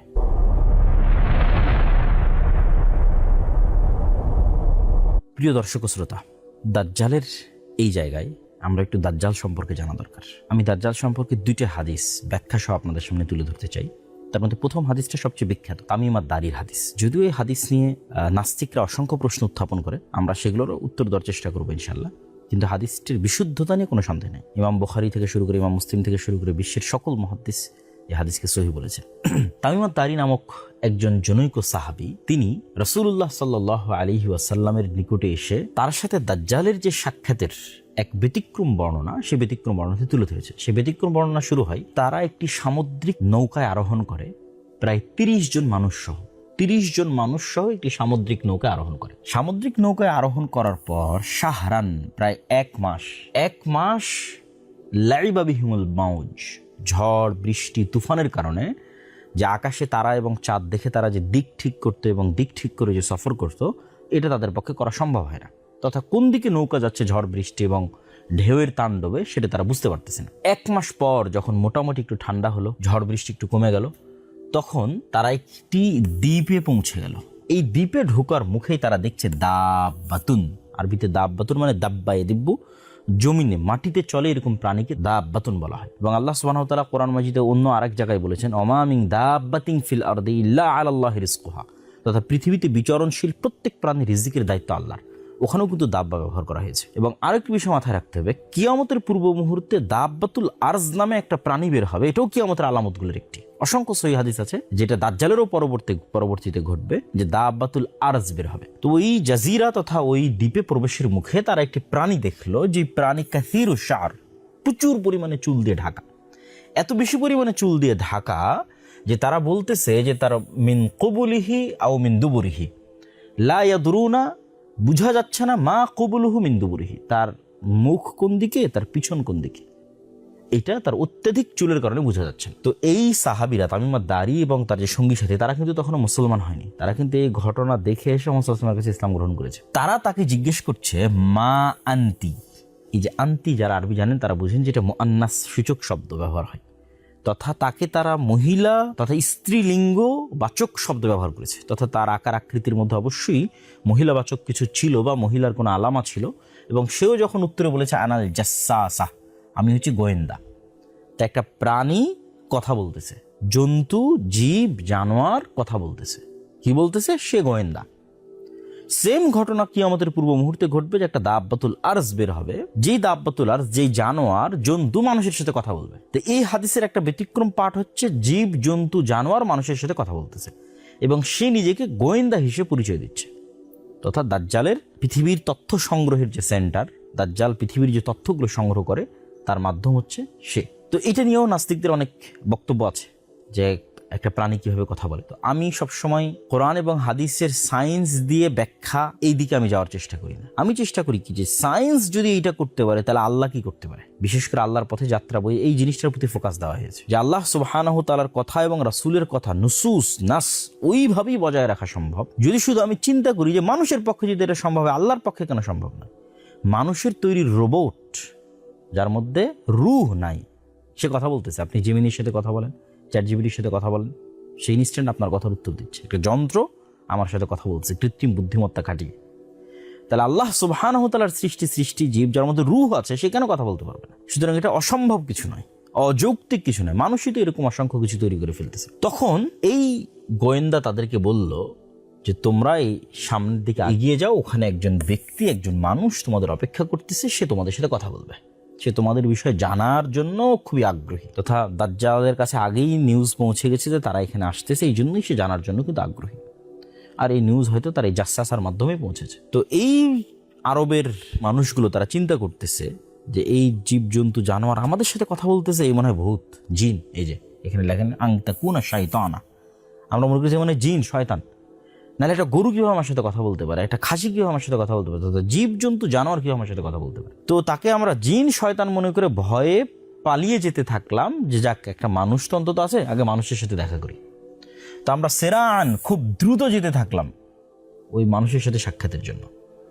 তা আমরা যখন ঢুকলাম তখন দেখলাম আ'যামু ইনসানিন, এত বিশাল দেহের মানুষ আমরা আগেও কখনো দেখিনি, পরেও কখনো দেখিনি। এবং তাকে খুব শক্তভাবে বাঁধা আছে, তার হাতকে তার কাঁধের সাথে এবং তার হাঁটুকেও শক্তভাবে, হাঁটু কাঁধ হাত এগুলো খুব শক্তভাবে বাঁধা আছে। তো অনেকেই মনে করে যে বিশাল দেহের মানুষ দাজ্জাল কিভাবে, অথচ দেখেন এটাও অযৌক্তিক নয়। কেন অযৌক্তিক নয়? স্বয়ং রাসূল সাল্লাল্লাহু আলাইহি ওয়াসাল্লাম বলছে এবং আল্লাহ সুবহানাহু ওয়া তাআলার পক্ষ থেকে রাসূল সাল্লাল্লাহু আলাইহি ওয়াসাল্লামের মাধ্যমে আমরা জানি যে আদম আলাইহিসসালাতু ওয়াসসালামকে সৃষ্টি করা হয়েছিল, তিনি ছিলেন 60 গজ উঁচু। তো আদম আলাইহিসসালাতু ওয়াসসালামের মিন উলদে আদম, আদমেরই সন্তান তো দাজ্জাল।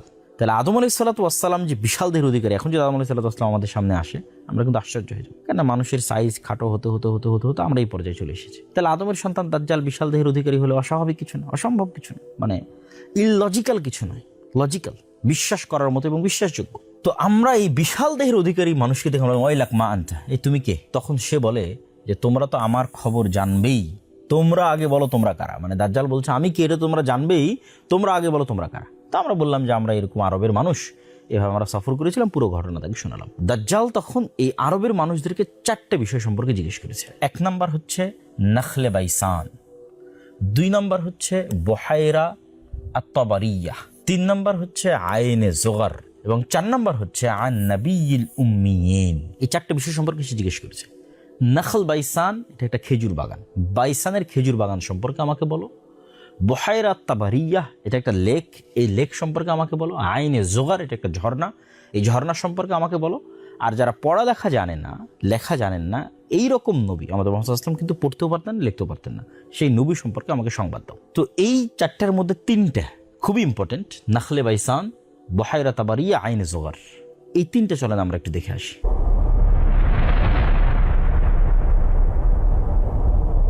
বহায়রা তাবারিয়াকে লেক অফ টাইবেরিয়া অথবা ইংরেজিতে সি অফ গ্যালিলি বলা হয়, এটা বর্তমানে ইসরায়েলের সীমানার অন্তর্ভুক্ত তথা অধিকৃত যে ফিলিস্তিন যেটা দখল করে রেখেছে ইসরায়েল তার নিজের সীমানার মধ্যে, তার মধ্যে অন্তর্ভুক্ত। এই যে আপনারা দেখতে পাচ্ছেন, এটি হচ্ছে সি অফ গ্যালিলি বা লেক অফ টাইবেরিয়া। এটি বর্তমানে ইসরায়েলের সীমানার অন্তর্ভুক্ত এবং এখান থেকে অতি নিকটে আপনারা দেখতে পাচ্ছেন বাইত শিয়ান। এই যে সি অফ গ্যালিলি, এই যে এটা পানি, এখান থেকে অতি নিকটে বাইত শিয়ান, যেটাকে আমরা বাইসান বলতেছি, নাখাল বাইসান, সেটাই হিব্রু ভাষায় বাইত শিয়ান। এটা ইসরায়েলের অন্যতম একটা শহর তথা এটাও ইসরায়েলের সীমানার অন্তর্ভুক্ত। এই লেক অফ টাইবেরিয়া বা সি অফ গ্যালিলি এটিও ইসরায়েলের সীমানার অন্তর্ভুক্ত। এবং সবচেয়ে মজার বিষয় হচ্ছে এই সি অফ গ্যালিলি বা লেক অফ টাইবেরিয়া, এটা বর্তমান বাইবেল অনুযায়ী এবং বাইবেলের যে প্রফেসি সেই অনুযায়ী খ্রিস্টানদের কাছে অতি পবিত্র একটি জায়গা।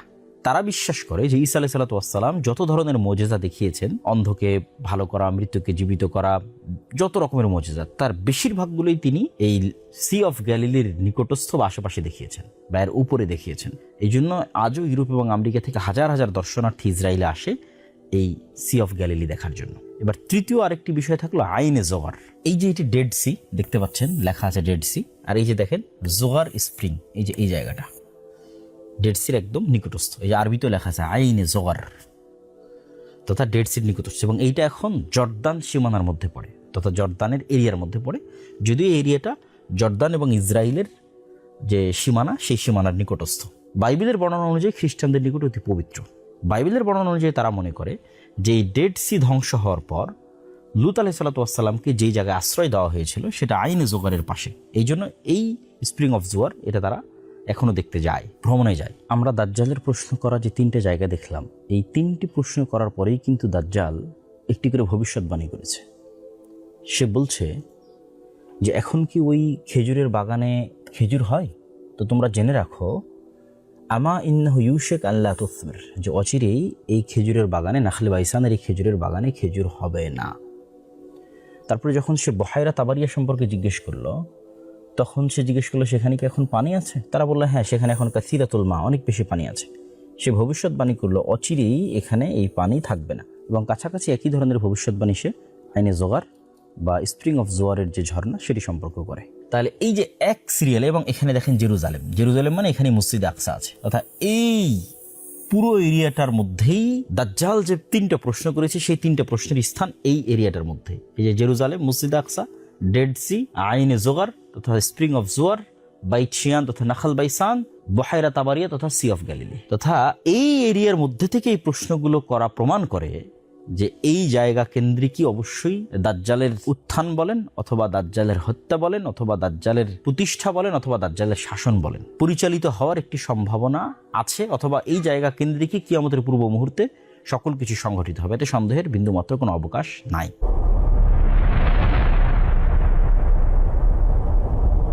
এখানে আর একটি হাদিস বলিনি, রাসূল সাল্লাল্লাহু আলাইহি ওয়াসাল্লাম বলেছেন উমরানু বাইতুল মাকদিস তথা বাইতুল মাকদিসের আবাদ হওয়া, খরাবু ইয়াসরিব মদিনার বিরান হওয়া, ওয়া খরাবু ইয়াসরিব আর মদিনার বিরান হওয়া, খুরুজুল মালহামা ভয়ঙ্কর যে যুদ্ধ সেই যুদ্ধের আবির্ভাব, কিয়ামতের পূর্ব মুহূর্তের যে যুদ্ধ, যেটা বিশেষ করে যে যুদ্ধটা আমরা দেখলাম রোমানদের সাথে আমাক এবং দাবেক নামক জায়গায়, সেই যুদ্ধ। ওয়া খুরুজুল মালহামা আর ভয়ঙ্কর এই যুদ্ধের পরেই ফাতহুল কুস্তুনতুনিয়া তথা কনস্টান্টিনোপল বা ইস্তাম্বুল বিজয় হবে। ওয়াফাতহুল কুস্তুনতুনিয়া আর কনস্টান্টিনোপল ও ইস্তাম্বুল বিজয় হওয়ার পরই খরুজুদ দাজ্জাল বের হবে। তো এই যে ঘটনার ধারাক্রম, এই হাদিসটিও সহিহ একটি হাদিস। এই ঘটনার ধারাক্রমের যেটি প্রথম বাক্য, এটি নিয়েই আধুনিক যুগে অনেক আলোচনা হচ্ছে। কেউ কেউ এটির ব্যাখ্যা করেছে যে ওমরান বাইতুল মাকদিস মানে পলিটিক্যালি মসজিদে আকসা বা জেরুজালেম এটি একটি অ্যাক্টিভ সিটি শহর হবে। সেক্ষেত্রে আজকে যেমন আমরা দেখতেছি ইসরায়েল তার রাজধানী সেখানে নিয়ে যেতে চাচ্ছে, বা সারা বিশ্বের দৃষ্টি জেরুজালেমের প্রতি এবং ইহুদিদের সেটি একটি মূল লক্ষ্য এবং উদ্দেশ্য, খ্রিস্টানদের মূল লক্ষ্য উদ্দেশ্য। এটিকেও অনেকেই বলতেছে যে এটাই হচ্ছে ওমরান বাইতুল মাকদিস তথা গ্রেটার ইসরায়েল তৈরি হবে এবং গ্রেটার ইসরায়েলের রাজধানী হবে এটি। যদিও আমার কাছে ব্যক্তিগতভাবে মনে হয়, আল্লাহু আ'লাম বিসওয়াব, আল্লাহ ভালো জানে, যে এটি ওমরান বাইতুল মাকদিস দ্বারা উদ্দেশ্য নয়, বরং আমার ধারণা, আমার মনে হয় আল্লাহু আলাম, যে গ্রেটার ইসরায়েলও কোনোদিন তৈরি হবে না, এবং উমরান বাইতুল মাকদিস দ্বারা অর্থ হচ্ছে মুসলমানদের খেলাফাতের কেন্দ্রবিন্দু হবে মসজিদে আকসা তথা কিয়ামতের পূর্ব মুহূর্তে, এবং মালহামা এবং ইমাম মাহদি তাদের বের হওয়ার পূর্বেই অথবা ইমাম মাহদির নেতৃত্ব হতে পারে একটি খেলাফা বা একটি ইমারা প্রতিষ্ঠিত হবে মসজিদে আকসা এবং জেরুজালেম কেন্দ্র করে, তথা মসজিদ আকসা এবং জেরুজালেম পুনরায় মুসলমানরা বিজয় করবে। এটা দাজ্জাল এবং ঈসা আলাইহিস সালাম আসার পূর্বের কথা আমি বলতেছি। তথা এখনকার যে অবস্থা সিচুয়েশন, এই সিচুয়েশন থাকবে না। এবং তখনই মুসলমানদের যেহেতু পলিটিক্যাল সেন্টার এক সময় ছিল মদিনা, তারপরে সেই পলিটিক্যাল সেন্টার আবু বকর, ওমর, ওসমান, আলী, ওসমান রাদিয়াল্লাহু পর্যন্ত পলিটিক্যাল সেন্টার ছিল মদিনা। তারপরে সে পলিটিক্যাল সেন্টার চলে গেছে কুফা, কুফা হয়ে বাগদাদ, বাগদাদ হয়ে কুফা হয়ে দেমাশক, দেমাশক হয়ে বাগদাদ, এবং বাগদাদ হয়ে ইস্তাম্বুলের রাজধানী, তুরস্কের রাজধানী ইস্তাম্বুল। এগুলি মোটামুটি বড় মুসলমানদের পলিটিক্যাল হিস্ট্রিতে বড় রাজনৈতিক রাজধানী ছিল। কিন্তু কখনো জেরুজালেম মুসলমানদের পলিটিক্যাল হিস্ট্রিতে কেন্দ্রীয় ভূমিকায় ছিল না। তো অচিরে একটা সময় আসবে যখন মুসলমানদেরই ক্ষমতার কেন্দ্রীয় ক্ষমতায় কেন্দ্রস্থলে থাকবে জেরুজালেম বা মসজিদে আকসা, এবং মুসলমানদের ব্যাপক আকারে আবাদি ওই মসজিদে আকসা কেন্দ্রিক হওয়ায়, মুসলমানদের ফোকাস ব্যাপকভাবে মসজিদে আকসা কেন্দ্রিক হওয়ায় হয়তো মদিনা বিরান হয়ে যেতে পারে। আল্লাহু আলাম। এই হাদিসের অর্থ কিভাবে বাস্তবায়ন হবে, কোনটা সঠিক, সেটির ব্যাখ্যা আল্লাহ সুবহানাহু ওয়া তাআলা ভালো জানে। তো আমি আমার যেটি চিন্তাধারা সেটি তুলে ধরলাম, এবং এটার পিছনে সরাসরি কোনো সহিহ হাদিস থেকে দলিল দেওয়া সম্ভব নয়, তবে গাজওয়াতুল হিন্দ সংক্রান্ত কিছু জয়ীফ হাদিস থেকে এটির সাপোর্ট পাওয়া সম্ভব, যেখানে বলা আছে যে মসজিদে আকসার খলিফা, জেরুজালেমের খলিফা এক সেনাবাহিনী পাঠাবেন গাজওয়াতুল হিন্দ করার জন্য, এবং হিন্দ থেকে হিন্দের যারা বাদশাহ তাদেরকে জিঞ্জিরাবদ্ধ করে মসজিদে আকসায় আনা হবে, এবং তারপরেই তাদের সাক্ষাৎ হবে ইমাম মাহদি বা দাজ্জাল তাদের সাথে। তো সেখানে বলা আছে যে মসজিদে আকসা থেকে এই সেনাবাহিনী রওনা দিবে, তথা বোঝা যাচ্ছে যে মসজিদে আকসা তারও আগে, তথা ঈসা আলাইহিস সালাম আসার পূর্বেই, দাজ্জাল আসার পূর্বেই মসজিদে আকসা মুসলমানরা বিজয় করবে। আল্লাহু আলাম। এবং এটার আরেকটি আমরা চিন্তা চেতনা নিতে পারি যে মাসিহ তখনই হয় যখন বিপদ থেকে উদ্ধারকারী হয়। তাহলে প্রথম মাসিহ হচ্ছে মাসিহ আদ-দাজ্জাল। সে কাদেরকে বিপদ থেকে উদ্ধার করবে? ইহুদিদেরকে বিপদ থেকে উদ্ধার করবে।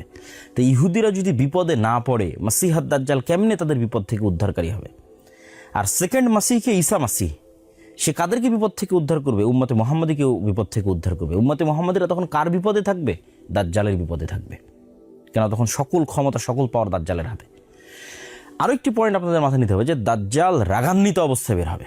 তথা দাজ্জাল যখন দেখবে যে মুসলমানদের বিজয়ের পর বিজয়, কোনো মতেই মুসলমানদের বিজয় থামানো যাচ্ছে না, রোমে বিজয়, কুস্তুনতুনিয়া বিজয়, তারপরে মসজিদে আকসা বিজয়, ভারত বিজয়, বিজয়ের পর বিজয়, এগুলো আগেই হবে।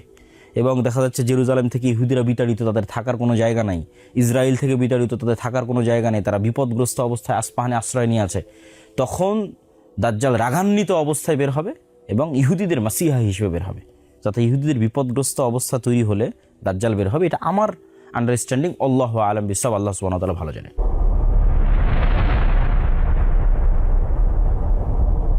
এবার দাজ্জালের কার্যক্রম এবং দাজ্জাল পৃথিবীতে কি করবে এবং দাজ্জাল কয়দিন থাকবে এবং তারপরে কি হবে, এটার একটা বিস্তারিত আমাদের দেখায়। রাসূলুল্লাহ সাল্লাল্লাহু আলাইহি ওয়াসাল্লাম দাজ্জাল সম্পর্কে আরেকটি বিস্তারিত হাদিসে, পুরো হাদিসের আমরা অনুবাদ করব না, মূল অংশগুলো আপনাদের দেখাই। আরেকটি বিস্তারিত হাদিসে রাসূলুল্লাহ সাল্লাল্লাহু আলাইহি ওয়াসাল্লাম বলছেন যে আমি জীবিত থাকা অবস্থায় যদি দাজ্জাল বের হয় তাহলে আমি তো তোমাদের জন্য যথেষ্ট, দাজ্জালের জন্য। আর যদি আমি জীবিত থাকা অবস্থায় বের না হয় তাহলে আল্লাহ সুবহানাহু ওয়া তাআলা আল্লাহু খলিফাতি আলা কুল্লি মুসলিম, প্রত্যেক মুসলমানের দায়িত্ব আল্লাহর উপর।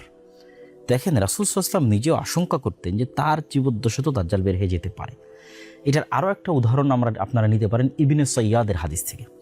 যে ইবনে সাইয়াদ নামক একজন ইহুদি ব্যক্তি, যাকে সাহাবীরা দাজ্জাল হিসেবে সন্দেহ করতেন আল্লাহর নবীর জীবদ্দশায়। তো যখন ওমর রাদিয়াল্লাহু তাআলা বলছে আল্লাহ নবী আপনি আমাকে অনুমতি দেন যে আমি ইবনে সাইয়াদকে হত্যা করব, তখন রাসূল সাল্লাল্লাহু আলাইহি ওয়াসাল্লাম বলছে যদি এ দাজ্জাল না হয় তাহলে কেন নিরপরাধ মানুষকে হত্যা করবে? আর যদি এ দাজ্জাল হয় তাহলে তুমি তো তাকে হত্যার অধিকার রাখো না, তাকে ঈসা আলাইহিস সালাম হত্যা করবে। আল্লাহ নবী কিন্তু বললেন না যে সে দাজ্জাল নয়। এই জন্য দাজ্জালের আগমনের বিষয়ে যে আমি নিশ্চিত যে না আজকে দাজ্জাল বের হবে না, আগামীকাল দাজ্জাল বের হবে না, এরকম নিশ্চিত স্বয়ং মুহাম্মদ সাল্লাল্লাহু আলাইহি ওয়াসাল্লামও ছিলেন না। যে কোনো মুহূর্তে দাজ্জাল বের হয়ে যেতে পারে, এটা এই হাদিস থেকে আমরা স্পষ্ট বুঝতে পারি। এবার রাসূল সাল্লাল্লাহু আলাইহি ওয়াসাল্লাম বলছেন যে দাজ্জালের সামনে তোমরা ফাওয়াতিহ সূরাতিল কাহাফ, সূরা কাহাফ দাজ্জাল থেকে বাঁচার অন্যতম একটি মাধ্যম। সূরা কাহাফে কিন্তু কোরআনের সবচেয়ে ব্যতিক্রম ঘটনাগুলো আছে। যেমন আসহাবে কাহফের যেটা ঘটনা, যে 309-310 বছর তারা ঘুমাচ্ছে, মানুষ তাদের দেখলে মনে করবে তারা জাগ্রত অবস্থায়, অথচ তারা ঘুমন্ত বা মৃত অবস্থায়। আবার তারা ঘুম থেকে উঠে বলছে, কই আমরা তো অল্প কিছু সময় ঘুমিয়েছিলাম। এই যে সময়ের একটা ব্যাপক হেরফের, এই সময়ের হেরফের কিন্তু দাজ্জালের সাথে সংঘটিত হবে। ঠিক তেমন জুলকারনাইনের ঘটনা সূরা কাহফের মধ্যে আছে, এবং কিয়ামতের একমাত্র আলামত যার উল্লেখ কোরআনে আছে সেটা হচ্ছে ইয়াজুজ এবং মাজুজ, যেটা জুলকারনাইনের ঘটনার মধ্যে আছে, আর অন্যগুলোর কিন্তু উল্লেখ নাই। তারপরে আরও একটি ব্যতিক্রম ঘটনা সূরা কাহফে আছে, সেটা হচ্ছে খিজির আলাইহিস সালামের সাথে মুসা ইসলামের সাক্ষাৎ। এটা অন্যতম একটি ব্যতিক্রম ঘটনা। খিজির আলাইহিস সালাম কই থেকে আসলো, কিভাবে দেখা হলো, আবার কোথায় চলে গেল। তো ওই জিনিসগুলোকেও আমরা, এই বিষয়গুলোকেও আমরা দাজ্জাল এবং ইয়াজুজ মাজুজের সাথে আরেকবার কানেক্ট করব। কিন্তু আপাতত এখানে আমরা এতটুকু বলে নিচ্ছি যে সূরা কাহফের গুরুত্ব, কেননা যেই দিন দাজ্জাল বের হবে ওই দিন সূরা কাহফের এই ঘটনাগুলোকে আমরা দাজ্জালের বের হওয়ার সাথে পরিপূর্ণরূপে মিলিয়ে ফেলতে পারবো। এবং যে সূরা কাহফ অতি মজবুতভাবে বিশ্বাস করবে তার জন্য ঈমান ধরে রাখা অনেক সহজ হবে। আমরা আরেকটি ভিডিওতে ইনশাআল্লাহ সূরা কাহফের এই ঘটনাগুলো নিয়ে বিস্তারিত আলোচনা করব ইনশাআল্লাহ, যদি আল্লাহ সুবহানাহু ওয়া তাআলা তৌফিক দেয়। তো আল্লাহর নবী বলছেন যে খাল্লাতাম বাইনা শাম ওয়াল ইরাক, শাম এবং ইরাকের মধ্যবর্তী স্থান থেকে দাজ্জাল বের হবে। আর এক হাদিস রাসূল সাল্লাল্লাহু আলাইহি ওয়াসাল্লাম বলেছেন, ওই যে আগের যে হাদিস তামিমাত দারি, যে তিনি মদিনার এইভাবে লাঠি দিয়ে আঘাত করে বললেন এটাই সেই মদিনা যেখানে দাজ্জাল প্রবেশ করতে পারবে না, আর এখান থেকে মাশরিক পূর্ব দিক থেকে দাজ্জাল বের হবে। এবং আমরা যদি মদিনা থেকে পূর্ব দিকে, যেখানে দাঁড়িয়ে রাসূল সাল্লাল্লাহু আলাইহি ওয়াসাল্লাম পূর্ব দিকে ইশারা করছেন যে দিক থেকে দাজ্জাল বের হবে, আমরা যদি মদিনা থেকে পূর্ব দিকে একটা রেখা টানি, তাহলে এই রেখাটা এইভাবে যেতে থাকে পূর্ব দিকে। তার মধ্যে সৌদি আরবের এই অঞ্চলগুলোও পড়বে, সৌদি আরবের রিয়াদ অঞ্চলও পড়বে, তারপরে বাহরাইন, কাতার, তারপরে এই যে পারস্য উপসাগর যেখানে এখন যুদ্ধ চলতেছে, তারপরে এই বিশাল ইরান, বিশাল খোরাসান, তারপর বিশাল পাকিস্তান, যেতেই থাকবে পূর্ব দিকে। রাসূল বলছেন পূর্ব দিক থেকে দাজ্জাল বের হবে। তিনি মদিনাতে দাঁড়িয়ে বললেন পূর্ব দিক থেকে দাজ্জাল বের হবে। এবং এখানে আমরা আরেকটা রেখা টেনে আপনাদের দেখাই, এটা হচ্ছে মক্কা কাবা, এটা হচ্ছে মদিনার, এখানে আছে জেরুজালেম। এটা কিন্তু এক সিরিয়ালে কাছাকাছি। এই এরিয়াগুলোতে দাজ্জালের প্রচুর পরিমাণে চলাফেরা হবে এবং কিয়ামতের পূর্ব মুহূর্তের সকল ঘটনা এই এরিয়ায় সংঘটিত হবে। এটা আমরা শেষ মুহূর্তে গিয়ে আরও ক্লিয়ার করব। কিন্তু এই এরিয়া সম্পূর্ণরূপে ফিতনামুক্ত থাকবে, মদিনা এবং মক্কা সম্পূর্ণরূপে ফিতনামুক্ত থাকবে। তো রাসূলুল্লাহ সাল্লাল্লাহু আলাইহি ওয়াসাল্লাম বললেন যে দাজ্জাল পৃথিবীতে থাকবে 40 দিন। তার প্রথম দিন হবে 1 বছরের সময়, তার দ্বিতীয় দিন হবে 1 মাসের সময়, তার তৃতীয় দিন হবে 1 সপ্তাহের সময়, আর তার বাকি দিনগুলো হবে স্বাভাবিক দিনের সময়। এটা একটা ব্যতিক্রম, অত্যন্ত ব্যতিক্রম, যে পৃথিবীর একটা দিন পৃথিবীর 1 বছরের সমান হবে। কেমনে সম্ভব? তারপর চলুন আমরা হিসাব করে দেখি যে ইন টোটাল দাজ্জাল তাহলে কতদিন পৃথিবীতে থাকতে পারে। রাসূলুল্লাহ সাল্লাল্লাহু আলাইহি সাল্লাম বললেন দাজ্জালের 1 দিন হবে 1 বছর, তারপরের দিন হবে 1 মাস, তারপরের দিন হবে 1 সপ্তাহ। এবং যেহেতু সে 40 দিন থাকবে, তাহলে 40 দিনের মধ্যে অলরেডি আমরা 3 দিন বাদ দিয়ে দিয়েছি। তাহলে আর বাকি যে স্বাভাবিক দিন থাকবে, সে স্বাভাবিক দিনের সংখ্যা কত হবে? সে স্বাভাবিক দিনের সংখ্যা হবে 37 দিন। এখন যদি আমরা ইন টোটাল যোগ করি যে কত দাঁড়ায়, তাহলে আমরা এখানে যোগ করতে পারি 30 দিন, 7 দিন, 37 দিন। তার 1 মাস সমান 30 দিন, 1 সপ্তাহ সমান 7 দিন, এবং বাকি যে 37 দিন, এই 37 দিন যদি আমরা গণনায় নিয়ে আসি, তাহলে সেক্ষেত্রে হয় 74 দিন, আর এখানে থাকতেছে 1 বছর। তাহলে 1 বছর 74 দিন সমান, তথা 1 বছর 2 মাস 14 দিন। তবে এখানে আরেকটা প্রশ্ন মাথায় কাজ করতে পারে যে দিন যদি 1 মাসের 1 বছরের হয়, দিন যদি 1 মাসের হয়, দিন যদি 1 সপ্তাহের হয়, রাত কত দিনের হতে পারে? আল্লাহ সুবহানাহু ওয়া তাআলা ভালো জানেন। এই হাদিসে রাসূলুল্লাহ সাল্লাল্লাহু আলাইহি ওয়াসাল্লাম দাজ্জাল সম্পর্কে আরও গুরুত্বপূর্ণ 2টি তথ্য দিয়েছেন। একটি হচ্ছে তার শারীরিক অবকাঠামো সম্পর্কে, আরেকটি তার সফরের দ্রুততার সম্পর্কে। রাসূলুল্লাহ সাল্লাল্লাহু আলাইহি ওয়াসাল্লাম তার শারীরিক অবকাঠামো সম্পর্কে বলেন যে সে হবে কোঁকড়ানো চুল বিশিষ্ট এবং তার 1 চোখ হবে একটু উঁচু কানা। কোঁকড়ানো চুল বিশিষ্ট এবং 1 চোখ হবে উঁচু কানা। এবং তার গতি সম্পর্কে রাসূল সাল্লাল্লাহু আলাইহি ওয়াসাল্লাম বলেন যে মেঘমালাকে যখন কোনো বাতাস উড়িয়ে নিয়ে যায়, তথা ঝড়ের সময় মেঘকে আমরা যে আকাশে উঠতে দেখি, ওই মেঘের যে গতি থাকে বাতাসের উড়িয়ে নিয়ে যাওয়ার কারণে, দাজ্জালের সেই গতি হবে। এটা দাজ্জালের নিজস্ব গতিও হতে পারে, যেটা হাদিসের জাহিরি অর্থ, আমরা সবসময় বলছি যে আমরা হাদিসের প্রকাশ্য অর্থকে প্রাধান্য দেব, অথবা যন্ত্রের সাহায্যও যদি দাজ্জাল নেয়, উড়ার জন্য, তার গতিশীলতা বাড়ানোর জন্য সেটিও হতে পারে। আল্লাহু আলাম বিসসাওয়াব। তাহলে আমরা দেখলাম দাজ্জাল পৃথিবীতে 1 বছর 2 মাস 14 দিন সে সফর করবে এবং পৃথিবীর সকল জায়গায় সফর করবে মক্কা এবং মদিনা ছাড়া। এবং তার ফিতনার ধরনটা কেমন হবে, কীরকম ভয়াবহ হবে, সেটা রাসূল সাল্লাল্লাহু আলাইহি ওয়াসাল্লাম বলছেন। তিনি বলছেন, যখন সে কোনো শহরের পাশ দিয়ে অতিক্রম করবে তখন তাদেরকে সে তার দিকে দাওয়াত দিবে, যদিও শহরের মানুষ ইউমিনুনা বিহি, তার দাওয়াতে ঈমান আনে, এবং ওয়াস্তাজিবুনা লাহু, এবং তার দাওয়াতে সাড়া দেয়। তাহলে দাজ্জাল আসমানকে বলবে বৃষ্টি বর্ষণ করো, ফায়ামুরুস সামা ফাতুমতির, দাজ্জালের আদেশে আসমান বৃষ্টি বর্ষণ করবে। ওয়াল আরদা ফাতুমবিত, এবং জমিনকে আদেশ করবে যে তুমি ফসল উৎপাদন করো, তখন জমিন ফসল উৎপাদন করবে। আমরা যদি আজকের সময় কল্পনা করি যে পরিমাণ তেলের সংকট, ধরেন আজকে আমি বলতেছি যে তুমি আমার প্রতি ঈমান আনলে তোমাকে তেল দেওয়া হবে, ঈমান না আনলে তেল দেওয়া হবে না। তাহলে আপনি চিন্তা করেন কি হতে পারে। বাংলাদেশে যদি আগামী 1 মাস 1 ফোঁটাও তেল না আসে, তাহলে আমাদের দেশের বিদ্যুৎ থেকে শুরু করে, যানবাহন থেকে শুরু করে, মোবাইল কম্পিউটার থেকে শুরু করে সব কিছু আমরা হারিয়ে ফেলবো। এর চেয়েও ভয়াবহ বিষয়ের কথা বলা হচ্ছে যে আকাশ বৃষ্টি বর্ষণ করবে দাজ্জালের আদেশ। তেল তো বহু দূরের কথা, জমিন ফসল উৎপাদন করবে দাজ্জালের আদেশ, এবং যে তার প্রতি ঈমান আনবে না তার জন্য সব বন্ধ হয়ে যাবে। এই জন্য এটাকে বলা হয়েছে পৃথিবীর সবচেয়ে ভয়াবহ ফিতনা। এইরকম ভয়াবহ ফিতনা থেকে মানুষ কিভাবে বাঁচবে, এটা আমরা ভিডিওর শেষে আপনাদেরকে বলবো ইনশাল্লাহ, যে কিভাবে মানুষ এই ভয়াবহ ফিতনা থেকে বাঁচবে। এইভাবে যখন এই ফিতনা চলতে থাকবে এবং এই ফিতনায় মুমিন এবং মুসলিমের অতিষ্ঠ হয়ে যাবে, এবং শামের মানুষ তারাও দুর্ভিক্ষে নিপতিত হয়ে যাবে। শামের যে মুজাহিদরা কুস্তুনতুনিয়া বিজয় করলো, আগের হাদিসে দেখলেন, তারাও দুর্ভিক্ষের মধ্যে পড়ে যাবে।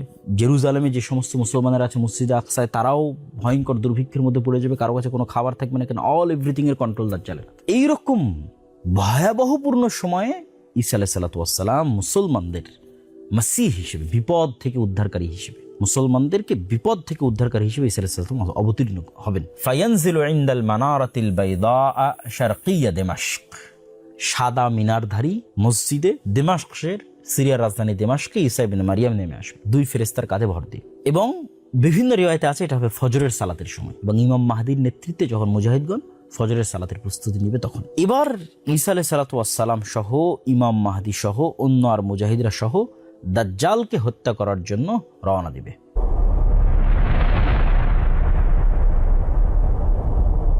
দাজ্জালকে কোথায় হত্যা করবে? বিবাবি লুদ্দিন, জেরুজালেমের লুদ নামক দরজা। চলুন আমরা একটু গুগল ম্যাপ থেকে সেটাও দেখে আসি।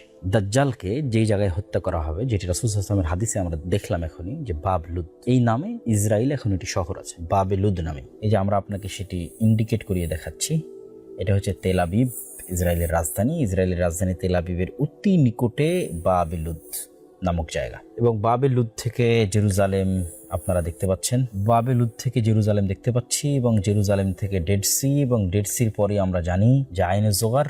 প্রিয় দর্শক ও শ্রোতা, আমরা দেখলাম যে জায়গায় দাজ্জালকে হত্যা করা হবে। চলেন আমরা হাদিসটা পূর্ণ করি। রাসূলুল্লাহ সাল্লাল্লাহু আলাইহি ওয়াসাল্লাম যখন দাজ্জালের হত্যার কথা বললেন বাবে লুদ নামক জায়গায়, তখন তিনি এটিও বললেন যে ঈসা আলাইহিস সালাতু ওয়াস সালাম দাজ্জালকে হত্যা করার পর সেই রক্ত তিনি মানুষকে দেখাবেন। কেননা মানুষের কাছে এটি অবিশ্বাস্য যে দাজ্জালের মতো এত শক্তিশালী, এত বৃহৎ, এত ক্ষমতাধর কাউকে সত্যিকারভাবে হত্যা করা হয়েছে। এটি মানুষের কাছে একটি আশ্চর্যজনক বিষয় বলে মনে হবে, এই জন্য তিনি সেটি মানুষকে দেখাবেন।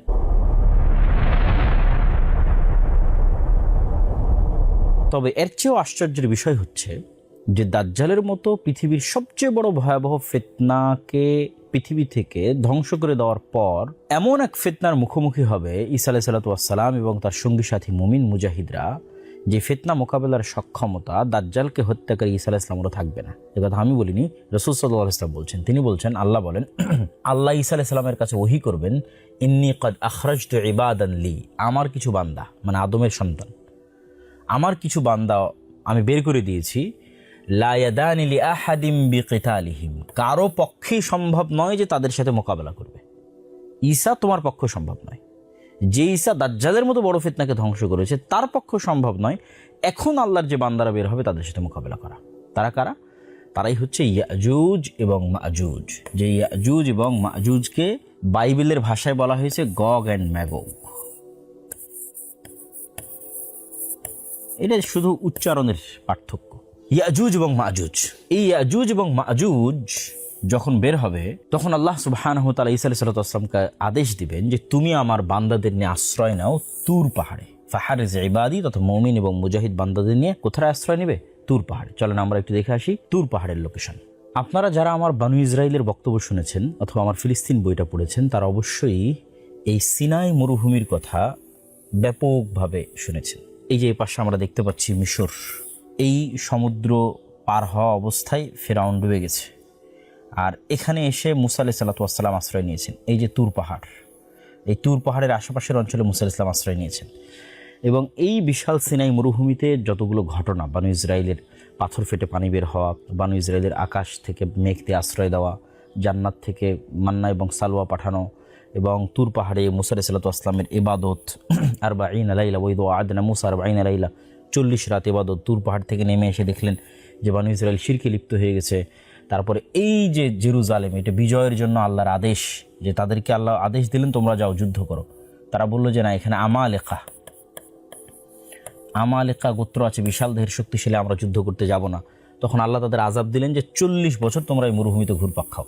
ইতিহুনা ফিল আরদি 40 সানা, এই মরুভূমিতে। তো এই সিনাই মরুভূমিরই একটা বড় অংশ হচ্ছে তুর পাহাড়, যেটা মুসা আলাইহিস সালাতু ওয়াস সালামের স্মৃতির সাথেও সম্পৃক্ত। এই তুর পাহাড়, এই সিনাই মরুভূমি।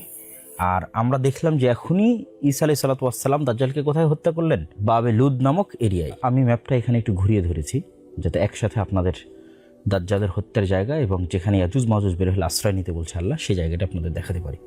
এই যে তুর পাহাড় দেখতে পাচ্ছেন, এতে পাশে আছে মিশর, এই যে কায়রো, এটা হচ্ছে জেরুজালেম বা ফিলিস্তিন বা শাম, আরজু শাম, এটা সিনাই মরুভূমি। আর এই যে তেল আবিবের নিকটস্থ জায়গা বাবে লুদ। এখানে দাজ্জালকে হত্যা করার পর আল্লাহ আদেশ দিবেন তুমি মুমিনদের নিয়ে আশ্রয় নাও এই যে তুর পাহাড়ে, এই তুর পাহাড়ে আশ্রয় নাও। আর আমার এক সৃষ্টি বের হবে, যে সৃষ্টির সাথে কেউই পারবে না।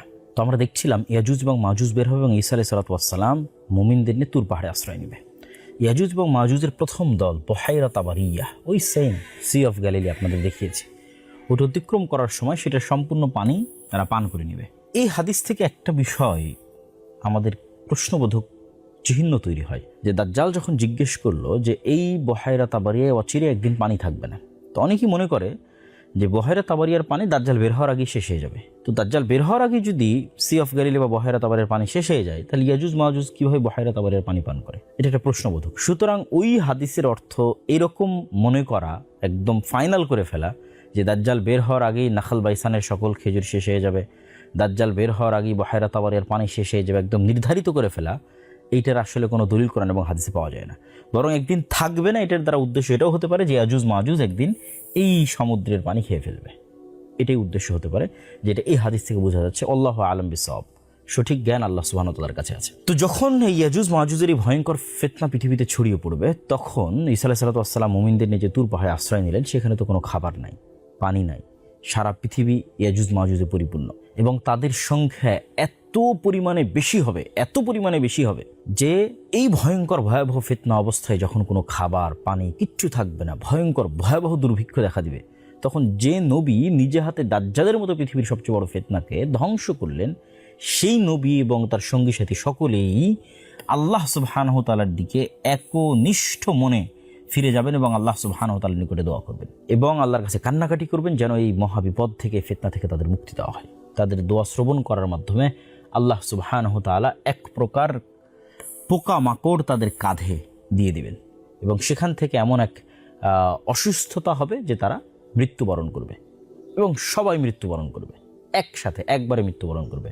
কামাউতি নাফসিন ওয়াহিদাতিন, যেন একটা নাফসের মৃত্যু যেমন হয়, এরকম লক্ষ লক্ষ কোটি কোটি ইয়াজুজ মাজুজ একবারে শেষ হয়ে যাবে। তখন নবিউল্লাহ ঈসা, আল্লাহর নবী ঈসা পৃথিবীতে নেমে আসবেন, তুর পাহাড় থেকে দুনিয়াতে নেমে আসবেন, কিন্তু পৃথিবীতে এক বিঘত জায়গাও খালি পাবেন না যেটা বসবাসের মতো। কেন? ইয়াজুজ মাজুজের মৃত লাশের গন্ধে। কেন? তাদের সংখ্যা এত বেশি। ইয়াজুজ মাজুজের সংখ্যাধিক্য বুঝতে গিয়ে একটা হাদিস আমরা সামনে রাখতে পারি, যে হাদিস রাসূলুল্লাহ সাল্লাল্লাহু আলাইহি ওয়াসাল্লাম বলছেন যে আদম সন্তানের প্রতি 1000-এ 999 জন জাহান্নামী বা জাহান্নামে যাবে। তখন সাহাবীরা অতি চিন্তিত হয়ে যায়। এখানে রাসূল সাল্লাল্লাহু আলাইহি ওয়াসাল্লাম বলছেন মিনকুল্লি আলফিন 999, প্রত্যেক 1000 থেকে 999 জন। তখন সাহাবীরা চিন্তিত হয়ে জিজ্ঞেস করলেন, আল্লাহ নবী, তাহলে আমাদের কী অবস্থা হবে? তখন রাসূল সাল্লাল্লাহু আলাইহি ওয়াসাল্লাম বললেন যে তোমাদের চিন্তার কোনো কারণ নেই, কেননা এই 999 জনের একজন হবে তোমাদের মধ্যে থেকে এবং বাকিরা হবে ইয়াজুজ এবং মাজুজ থেকে, তথা তাদের জাহান্নামে যত মানুষ জাহান্নামে যাবে তার একটা বড় অংশ হবে ইয়াজুজ এবং মাজুজ। একদম আদম থেকে নিয়ে কিয়ামত পর্যন্ত যত মানুষ জাহান্নামে যাবে তার একটা বড় অংশ হবে ইয়াজুজ মাজুজ। তাহলে ইয়াজুজ মাজুজের সংখ্যা কত হতে পারে? আল্লাহু আকবার। তো মৃত লাশের গন্ধে এক বিঘত জায়গাও খালি থাকবে না। তখন তারা পুনরায় দ্বিতীয়বারের ন্যায় আল্লাহ সুবহানাহু ওয়া তাআলার নিকট একনিষ্ঠ মনে দোয়া করবেন, কান্নাকাটি করবেন। তখন এবার দ্বিতীয়বার তাদের দোয়া কবুল করে আল্লাহ সুবহানাহু ওয়া তাআলা এক প্রকার পাখি পাঠাবেন, যে পাখির কথা রাসূলুল্লাহ সাল্লাল্লাহু আলাইহি ওয়াসাল্লাম বলছেন কাআনাকিল বুখতি। বুখত গোত্রের উটগুলো যেমন তাদের কুঁচগুলো যেমন খুবই উঁচু, ওইরকম খুবই উঁচু কুঁচ বিশিষ্ট এক প্রকার পাখি আল্লাহ সুবহানাহু ওয়া তাআলা পাঠাবেন। এই পাখিগুলো এই ইয়াজুজ মাজুজের লাশগুলোকে বহন করবে এবং আল্লাহ যেখানে চাইবেন সেখানে ফেলে দেবে। উত্তর মেরু, দক্ষিণ মেরু, যে কোনো জায়গা যেখানে হয়তো মানুষ বসবাস করে না, সাইবেরিয়া, বরফ আচ্ছাদিত, যেটা মানুষের যাওয়া এবং আসার বাইরে, আল্লাহ সুবহানাহু ওয়া তাআলা যেখানে ভালো মনে করবেন সেখানে গিয়ে তারা ফেলে দেবে। এবং পৃথিবীকে বসবাস উপযোগী করার জন্য আল্লাহ সুবহানাহু ওয়া তাআলা আসমানকে আদেশ দিবেন বৃষ্টি বর্ষণ করার জন্য, এবং সারা পৃথিবী বৃষ্টি বর্ষণ হয়ে ধুয়ে মুছে সাফ হয়ে যাবে। ধুয়ে মুছে সাফ হয়ে যাওয়ার পর এবার আল্লাহ সুবহানাহু ওয়া তাআলা জমিনকে আদেশ দিবেন তোমার মধ্যে যা বরকত আছে সব উৎপন্ন করে দাও। আসমানকে আদেশ দিবেন যা বরকত আছে সব অবতীর্ণ করে দাও, তথা জমিনে এমন ফসল উৎপাদন হবে যে একটা ডালিম, একটা গ্রাম, একটা বংশ, একটা গাভীর দুধ, একটা গ্রাম, একটা বংশ, এত পরিমাণে রহমত এবং বরকতে পৃথিবী পরিপূর্ণ হয়ে যাবে।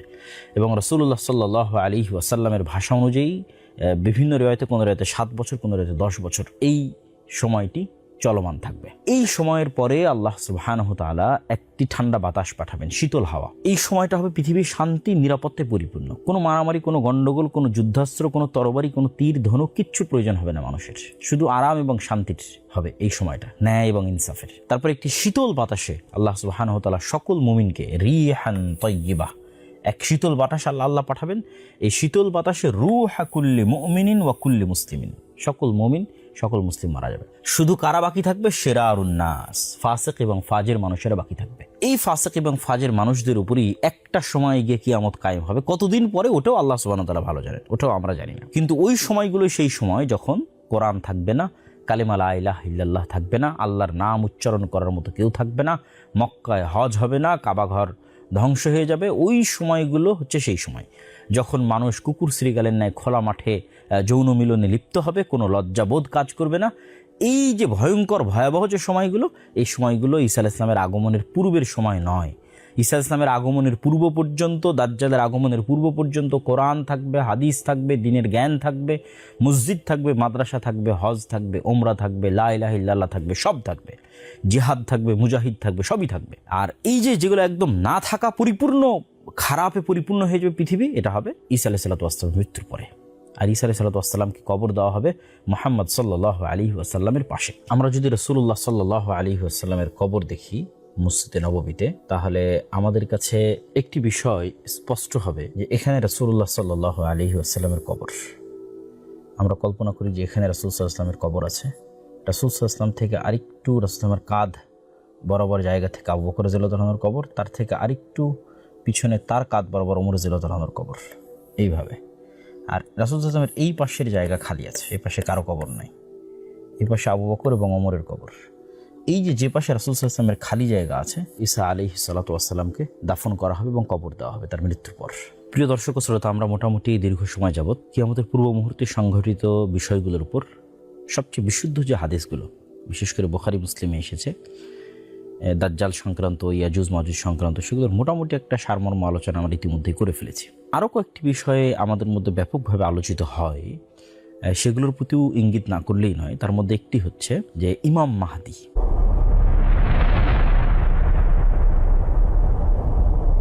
ইমাম মাহদী সংক্রান্ত কিছু আকীদা এবং বিশ্বাস আছে শিয়াদের, আর কিছু আকীদা এবং বিশ্বাস আছে আহলুস সুন্নাত ওয়াল জামাতের।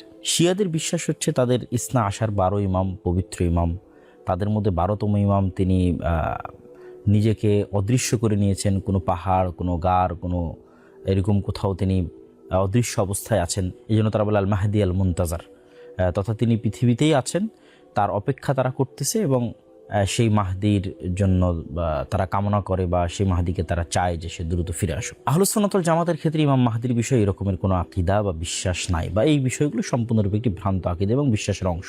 ঈসা আলাইহিস সালাতু ওয়াস সালামের পূর্বে একজন আমিরের অধীনে, একজন নেতার অধীনে উম্মতে মুহাম্মাদি একত্রিত হবে, রোমানদের বিরুদ্ধে যুদ্ধ করবে, এবং কিছু কিছু হাদিসে আছে যে তার হাত দিয়ে পৃথিবীতে ন্যায় এবং ইনসাফ প্রতিষ্ঠা হবে ঈসা আলাইহিস সালামের আগমনের পূর্বেই।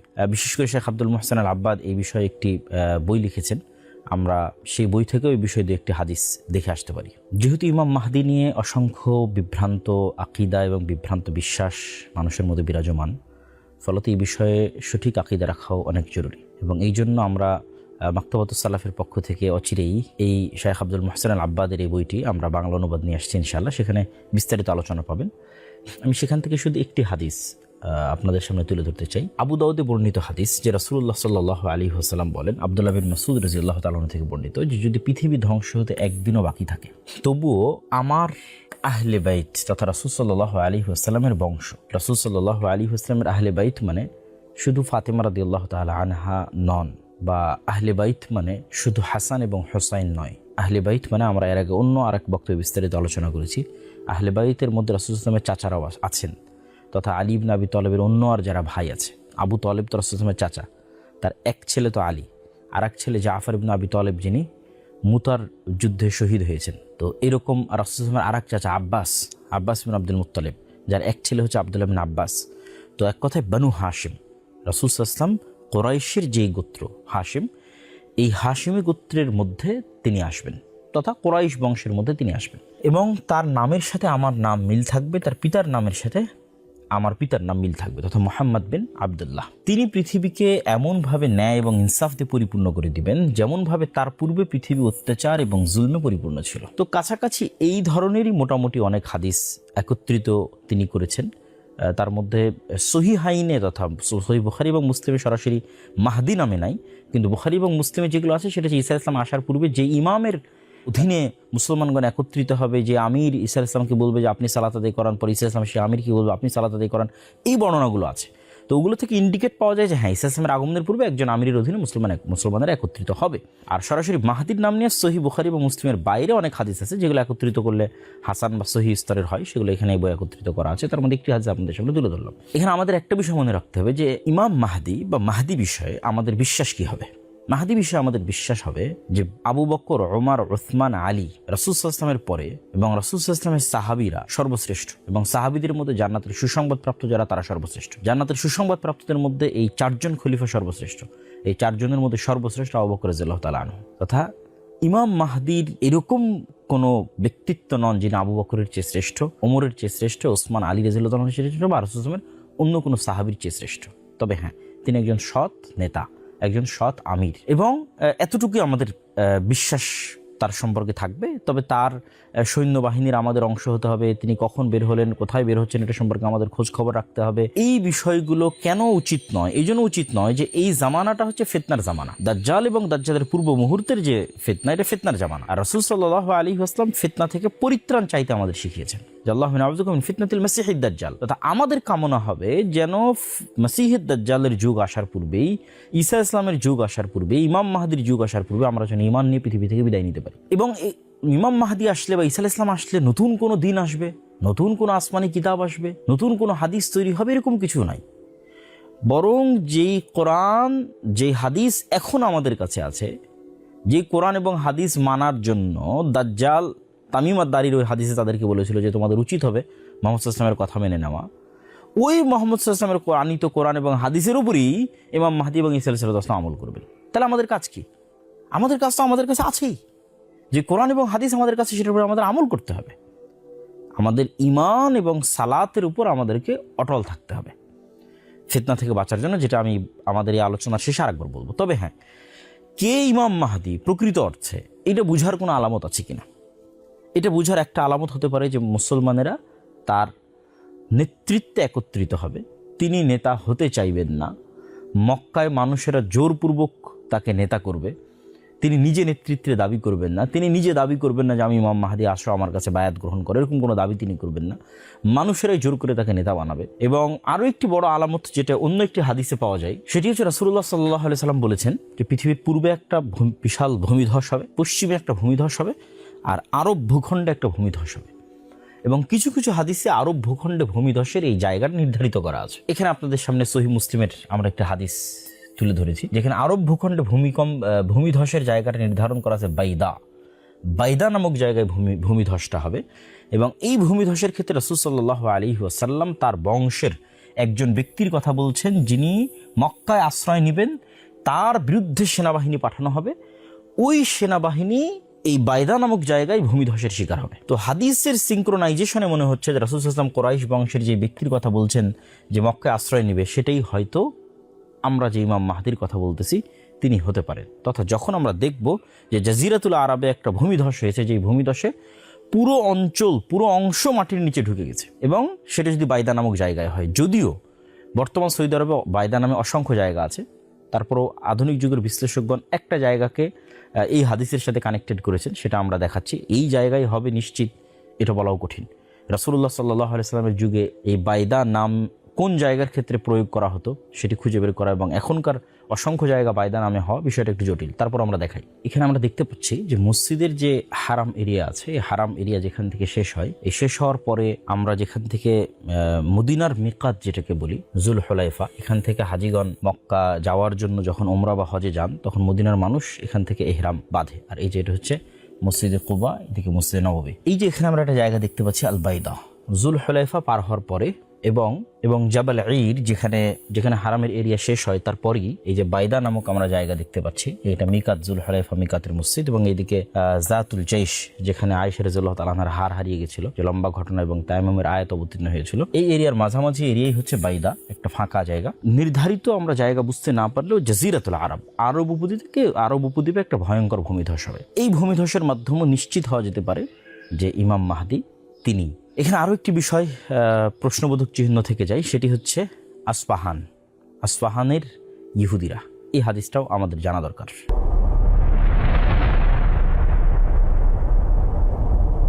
রাসূলুল্লাহ সাল্লাল্লাহু আলাইহি ওয়াসাল্লামের আরেকটি আশ্চর্যজনক হাদিস, সেই হাদিসটি হচ্ছে দাজ্জাল যখন বের হবে, ইয়াতবাউদ দাজ্জাল মিন ইয়াহুদি আসবাহান ৭০ আলফান।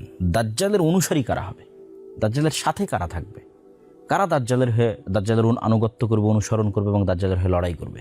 তো রাসূল সাল্লাল্লাহু আলাইহি ওয়াসাল্লাম বলছেন যে ইস্পাহানের ৭০,০০০ ইহুদি দাজ্জালের অনুসারী হবে। তো চলেন আমরা দেখে আসি ইস্পাহান শহরটি কোথায়। বর্তমান যে ইরান, এই ইরান অঞ্চল এবং ইরানের আশেপাশের অঞ্চলগুলো বা মধ্য এশিয়ার অঞ্চলগুলো ইসলামে বিভিন্ন দিক থেকে খুবই গুরুত্বপূর্ণ। তার মধ্যে একটা হাদিস আপনাদের জানা আছে, রাসূল সাল্লাল্লাহু আলাইহি ওয়াসাল্লাম বলেছেন যে দিন যদি সুরাইয়া তারকার ওখানেও থাকে, তবুও খোরাসান অঞ্চল, মাওয়ারা ইন নাহার, এই অঞ্চলের মানুষেরা সেখান থেকে দিন নিয়ে আসবে। এবং আমরা যদি দেখি যে হাদিস শাস্ত্রের যে ইতিহাস, এই ইতিহাসে সবচেয়ে অবদান কাদের বেশি, তাহলে আমরা দেখব এই অঞ্চলগুলো একসময় ইলমের মার্কাজ ছিল। এই যে নিশাপুর, এই নিশাপুর ইলমের অনেক বড় মার্কাজ, এটা আজকের ইরানের অন্তর্ভুক্ত।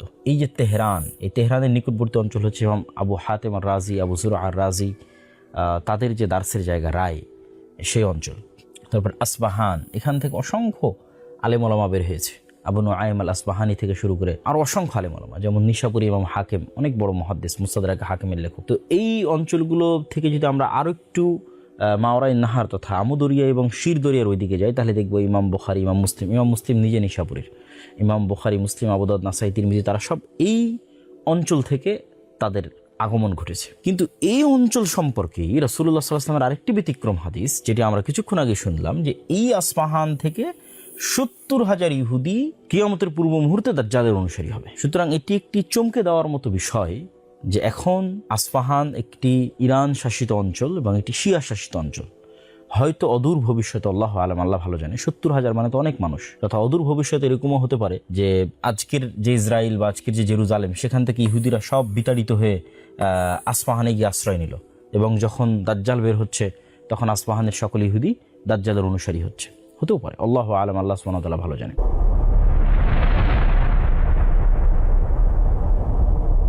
কিয়ামতের পূর্ব মুহূর্তের আরেকটি গুরুত্বপূর্ণ হাদিস, যেটি আলোচনা না করলে আমাদের আলোচনাটি পূর্ণতা পাবে না, সে হাদিসটি হচ্ছে রাসূলুল্লাহ সাল্লাল্লাহু আলাইহি ওয়াসাল্লাম বলেন, লা তাকুমুস সাআহ হাত্তা ইউকাতিলাল মুসলিমুন, ততদিন পর্যন্ত কিয়ামত হবে না যতদিন মুসলমানেরা ইহুদিদের সাথে যুদ্ধ না করছে। ফায়াকতুলুহুমুল মুসলিমুন, এবং মুসলমানেরা ইহুদিদের হত্যা করবে। এবং হত্যা করার ভয়াবহতায় সিচুয়েশন এরকম দাঁড়াবে যে ইহুদিরা পালিয়ে আশ্রয় নিবে পাথরের পিছনে, পালিয়ে আশ্রয় নিবে গাছের পিছনে। তখন ইহুদিদের বিরুদ্ধে গিয়ে প্রকৃতি কথা বলে উঠবে, আল্লাহর সৃষ্টি গাছ এবং পাথর কথা বলে উঠবে। কি বলবে? ইয়া আব্দাল্লাহ, হে আল্লাহর বান্দা, হাদা ইহুদি খালফি, এই যে ইহুদি আমার পিছনে লুকিয়ে আছে, ফাতাআল ফাকতুলহু, আসো একে হত্যা করো। ইল্লাল গারকাদ, তবে গারকাদ নামক গাছ ব্যতীত, ফাইন্নাহু মিন শাজারিল ইহুদ, কেননা এটি ইহুদিদের গাছ। চলুন আমরা একটু সেই গাছটি দেখে আসি। ইহুদিরা যখন বিভিন্ন পাথর এবং গাছের আড়ালে আশ্রয় নেবে, যখন সকল গাছ কথা বলবে, সকল পাথর কথা বলবে, কিন্তু বিশেষ যে গাছটি কথা বলবে না, যেটা আপনারা হাদিসে দেখলেন গারকাত গাছ, সেই গাছটা আপনারা আমার পিছনে দেখতে পাচ্ছেন। এই ধরনের ঝোপড়ির মতো গাছটি হচ্ছে গারকাত গাছ। প্রিয় উপস্থিতি, এই ঘটনাটি কখন ঘটবে? এই হাদিসের যেগুলো অন্যান্য রেওয়ায়াত, এটি সহিহ মুসলিমের বর্ণনা, অন্যান্য রেওয়ায়াত যেগুলো বিভিন্ন বইয়ে এসেছে তার মধ্যে কিছু দুর্বলতাও আছে, সেগুলোর আলোকে ব্যাখ্যাকার ইমাম নববী সহ আরও যারা বড় বড় ব্যাখ্যাকার আছেন তারা লিখেছেন এই ঘটনাটা ঘটবে যখন মুসলমানরা ঈসা আলাইহিস সালামের সাথে থাকবে এবং দাজ্জালকে হত্যা করার পর দাজ্জালের সাথে যে ইহুদিরা থাকবে, ওই যে আমরা আর এক হাদিসে বললাম 70,000 ইহুদি থাকবে দাজ্জালের সাথে ইস্পাহানের, সেই ইহুদিদেরকে এবার, বাকি ইহুদিদেরকে এবার মুসলমানরা হত্যা করবে। তখন ওই সমস্ত ইহুদিরা এইভাবে আশ্রয় নেবে বিভিন্ন জায়গায়, এবং তখন প্রকৃতি তাদের বিরুদ্ধে গিয়ে কথা বলে উঠবে। তথা এই ঘটনাটা, ইহুদিদের এই হত্যার ঘটনাটা হবে ঈসা আলাইহিস সালামের সাথে দাজ্জালের যে মুখোমুখি হওয়ার বিষয়টি, তখন ঈসা আলাইহিস সালামের সাথে থাকবে মুসলমানেরা, দাজ্জালের সাথে থাকবে ইহুদিরা। সেই যে ফাইনাল যুদ্ধ, ওই ফাইনাল যুদ্ধে এই ঘটনাটি ঘটবে। আল্লাহু আ'লাম বিসওয়াব। আল্লাহ সুবহানাহু ওয়া তাআলা বেশি জানেন এবং ভালো জানেন।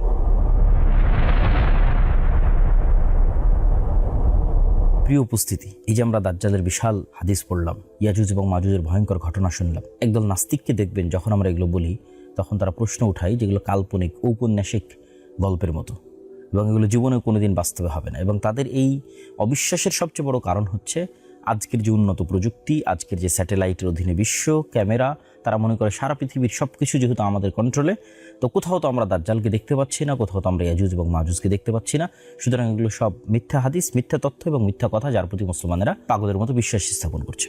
কিন্তু আমাদের প্রথমত এই বিষয়গুলোর প্রতি আমাদের প্রথম দায়িত্ব এবং কর্তব্য হচ্ছে সামি'না ওয়া আতা'না, আমরা শুনেছি, ঈমান এনেছি এবং অনুসরণ করেছি। এটি উম্মতে মুহাম্মাদের বৈশিষ্ট্য। রাসূলুল্লাহ সাল্লাল্লাহু আলাইহি ওয়াসাল্লাম যখন মেরাজ সফর করেছিলেন, তখন আবু বকর রাদিয়াল্লাহু তাআলা আনহু সেটির সত্যায়ন করার কারণেই তিনি সিদ্দিক।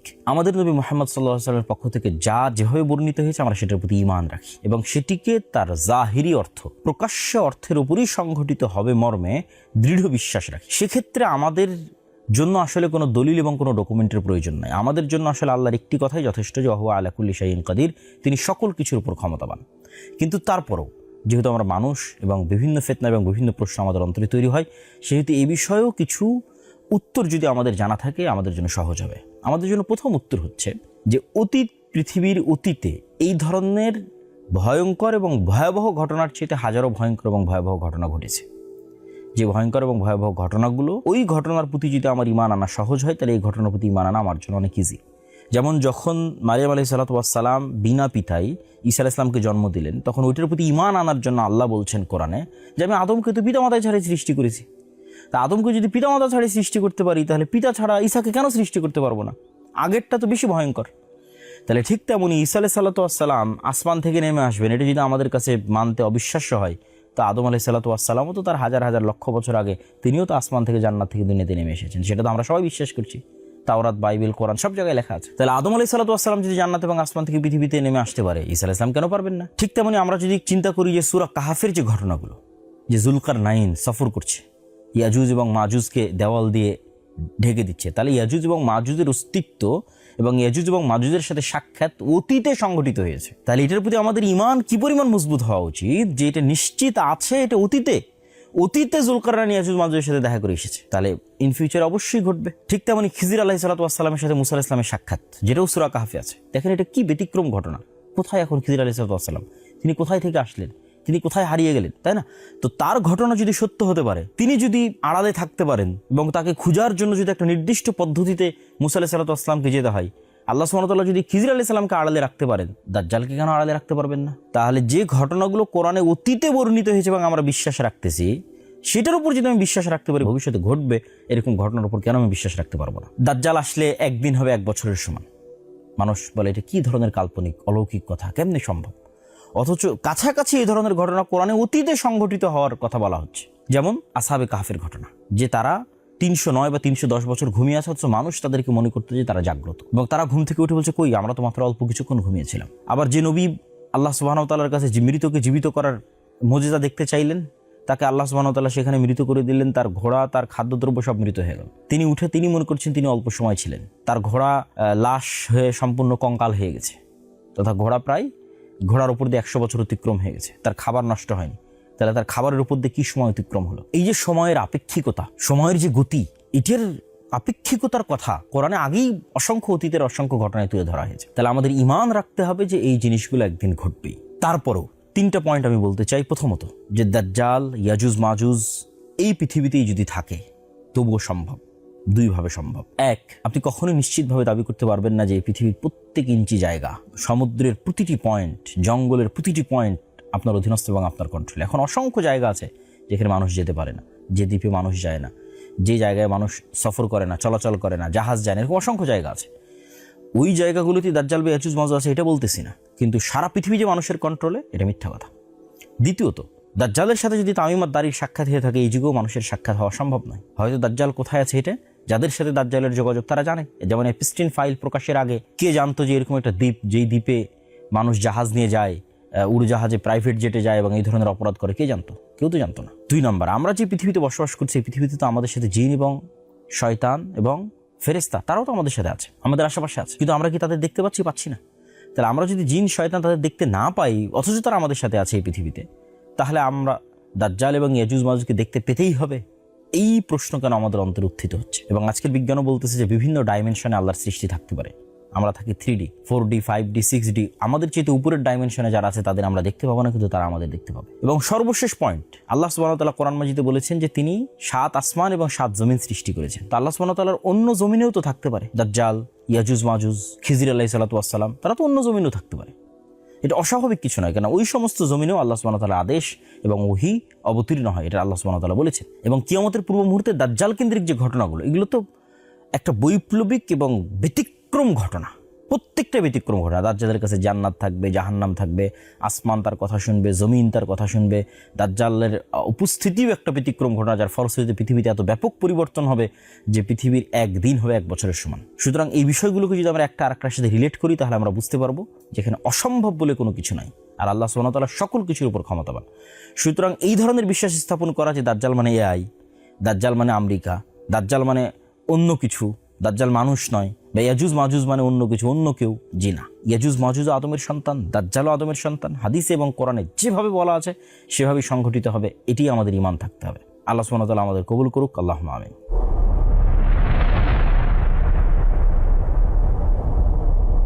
এই যে ভবিষ্যৎ কেন্দ্রিক দীর্ঘ আলোচনা আমরা আজকে করলাম, এই দীর্ঘ আলোচনার থেকে আমাদের শিক্ষণীয় কি? এই দীর্ঘ আলোচনার সারমর্ম এবং শিক্ষণীয় যদি এক বাক্যে বলতে চাই, তাহলে আমি বলতে পারি যে আমরা এখন মধ্যপ্রাচ্যের যে যুদ্ধে আছি, এই যুদ্ধ কি মালহামা?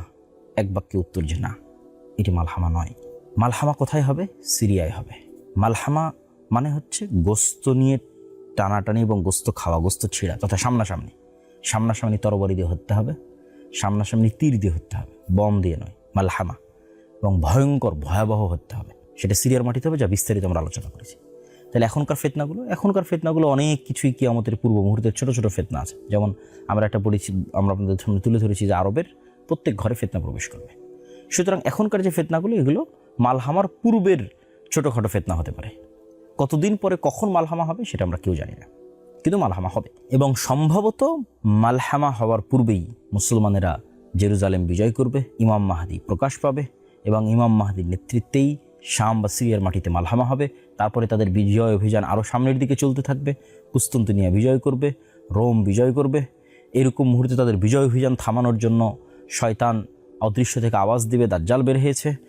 আর এইরকম মুহূর্তেই যখন তারা দামেশকে ফিরে আসবে, এদিকে দাজ্জালও বের হবে, ওদিকে ঈসা আলাইহিস সালামও নামবে। দাজ্জাল বের হওয়ার পর প্রায় 1 বছর মুসলমানেরা ভয়ঙ্কর কষ্ট, দুঃখ, খাবারবিহীন একটা ভয়ঙ্কর বিভীষিকাময় পরিস্থিতি অতিক্রম করবে। তারপরে ঈসা আলাইহিস সালামের মাধ্যমে দাজ্জাল নিহত হবে। তারপরে দাজ্জালের সাথে যে 70,000 ইহুদি থাকবে তারা নিহত হবে। তারপরে ঈসা আলাইহিস সালামকে আল্লাহ সুবহানাহু ওয়া তাআলা বলবেন তুর পাহাড়ে আশ্রয় নেওয়ার জন্য। ইয়াজুজ মাজুজ আসবে, ইয়াজুজ মাজুজকে আল্লাহ সুবহানাহু ওয়া তাআলা আযাব এবং গজব দিয়ে ধ্বংস করে দিবেন। তারপরে তিনি পৃথিবীতে তুর পাহাড় থেকে পৃথিবীতে নেমে আসবেন।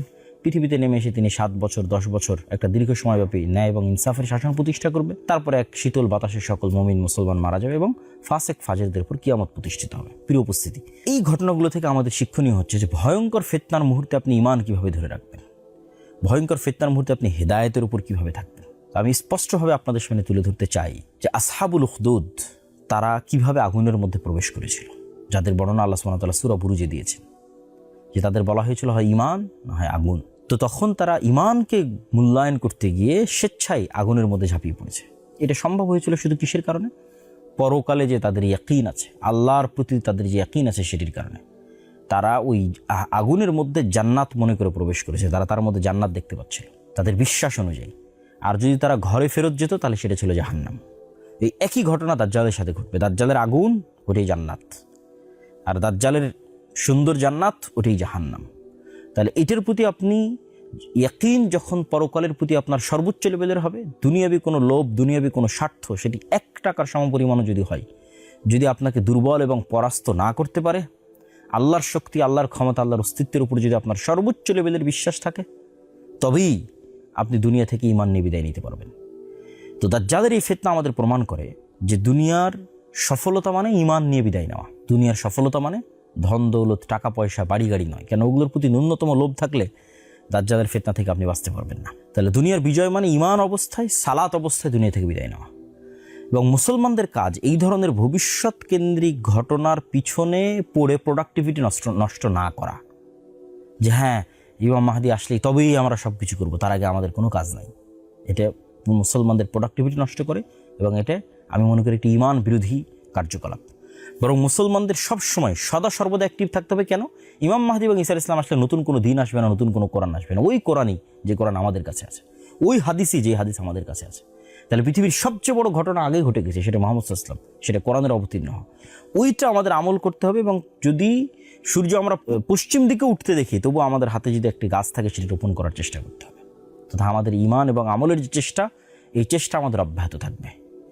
এবং এই সমস্ত ঘটনা কেন্দ্রিক আমাদের কাজ কি? ফিতনা থেকে বাঁচতে। আল্লাহুম্মা আউযুবিকা মিন ফিতনাতিল মাসীহিদ দাজ্জাল, যে দাজ্জাল এবং দাজ্জালের সময়ের যে ভয়ঙ্কর ফিতনাগুলো আছে, ফিতনার যুগগুলো আসার পূর্বেই যেন আল্লাহ আমাদের ঈমান অবস্থায় দুনিয়া থেকে যাওয়ার তৌফিক দান করে। এই মর্মে আগ্রহী না হওয়া যে না আমি ওই যুদ্ধগুলোতে অংশগ্রহণ করবো, ওই ফিতনার সময় আমি থাকবো কেন। কেউ গ্যারেন্টি দিয়ে বলতে পারবে না ওই ফিতনার সময় সে ঈমান নিয়ে থাকতে পারবে কিনা। তাই নবীর শিক্ষা অনুযায়ী ওই ফিতনাগুলো আসার পূর্বেই আমাদের আল্লাহর কাছে পরিত্রাণ চাওয়া উচিত, আমরা যেন দুনিয়া থেকে বিদায় নিতে পারি। আল্লাহ সুবহানাহু ওয়া তাআলা আমাদের এই ফিতনা সংক্রান্ত হাদিসগুলো সঠিকভাবে বুঝার, সালাফি সালেহিনের ব্যাখ্যা এবং বুঝ অনুযায়ী বুঝার, সেগুলোর প্রতি ঈমান রাখার এবং এই ফিতনা থেকে আল্লাহর নিকটে বাঁচতে চাওয়ার, এবং ঈমান এবং সালাত, পরকালের প্রতি গভীর আস্থা, আল্লাহর প্রতি গভীর আস্থা এবং সালাত। আর এই বিষয়ে এই ঈমান মজবুত করার জন্যই মূলত আমাদের আল্লাহর পথে যাত্রা বইটি লেখা। তাই ফিতনার সময় যদি কেউ ঈমান মজবুত রাখতে চান, তিনি অবশ্যই আমাদের আল্লাহর পথে যাত্রা বইটি পড়তে পারেন। আর পরবর্তী কোনো পর্বে ইনশাআল্লাহ আমরা সূরা কাহফের যে ঘটনাগুলো আছে সেগুলো নিয়ে বিস্তারিত আপনাদের সাথে কথা হবে। আল্লাহ আমাদের কবুল করুক। আল্লাহুম্মা আমিন। আসসালামু আলাইকুম ওয়া রাহমাতুল্লাহি ওয়া বারাকাতুহু।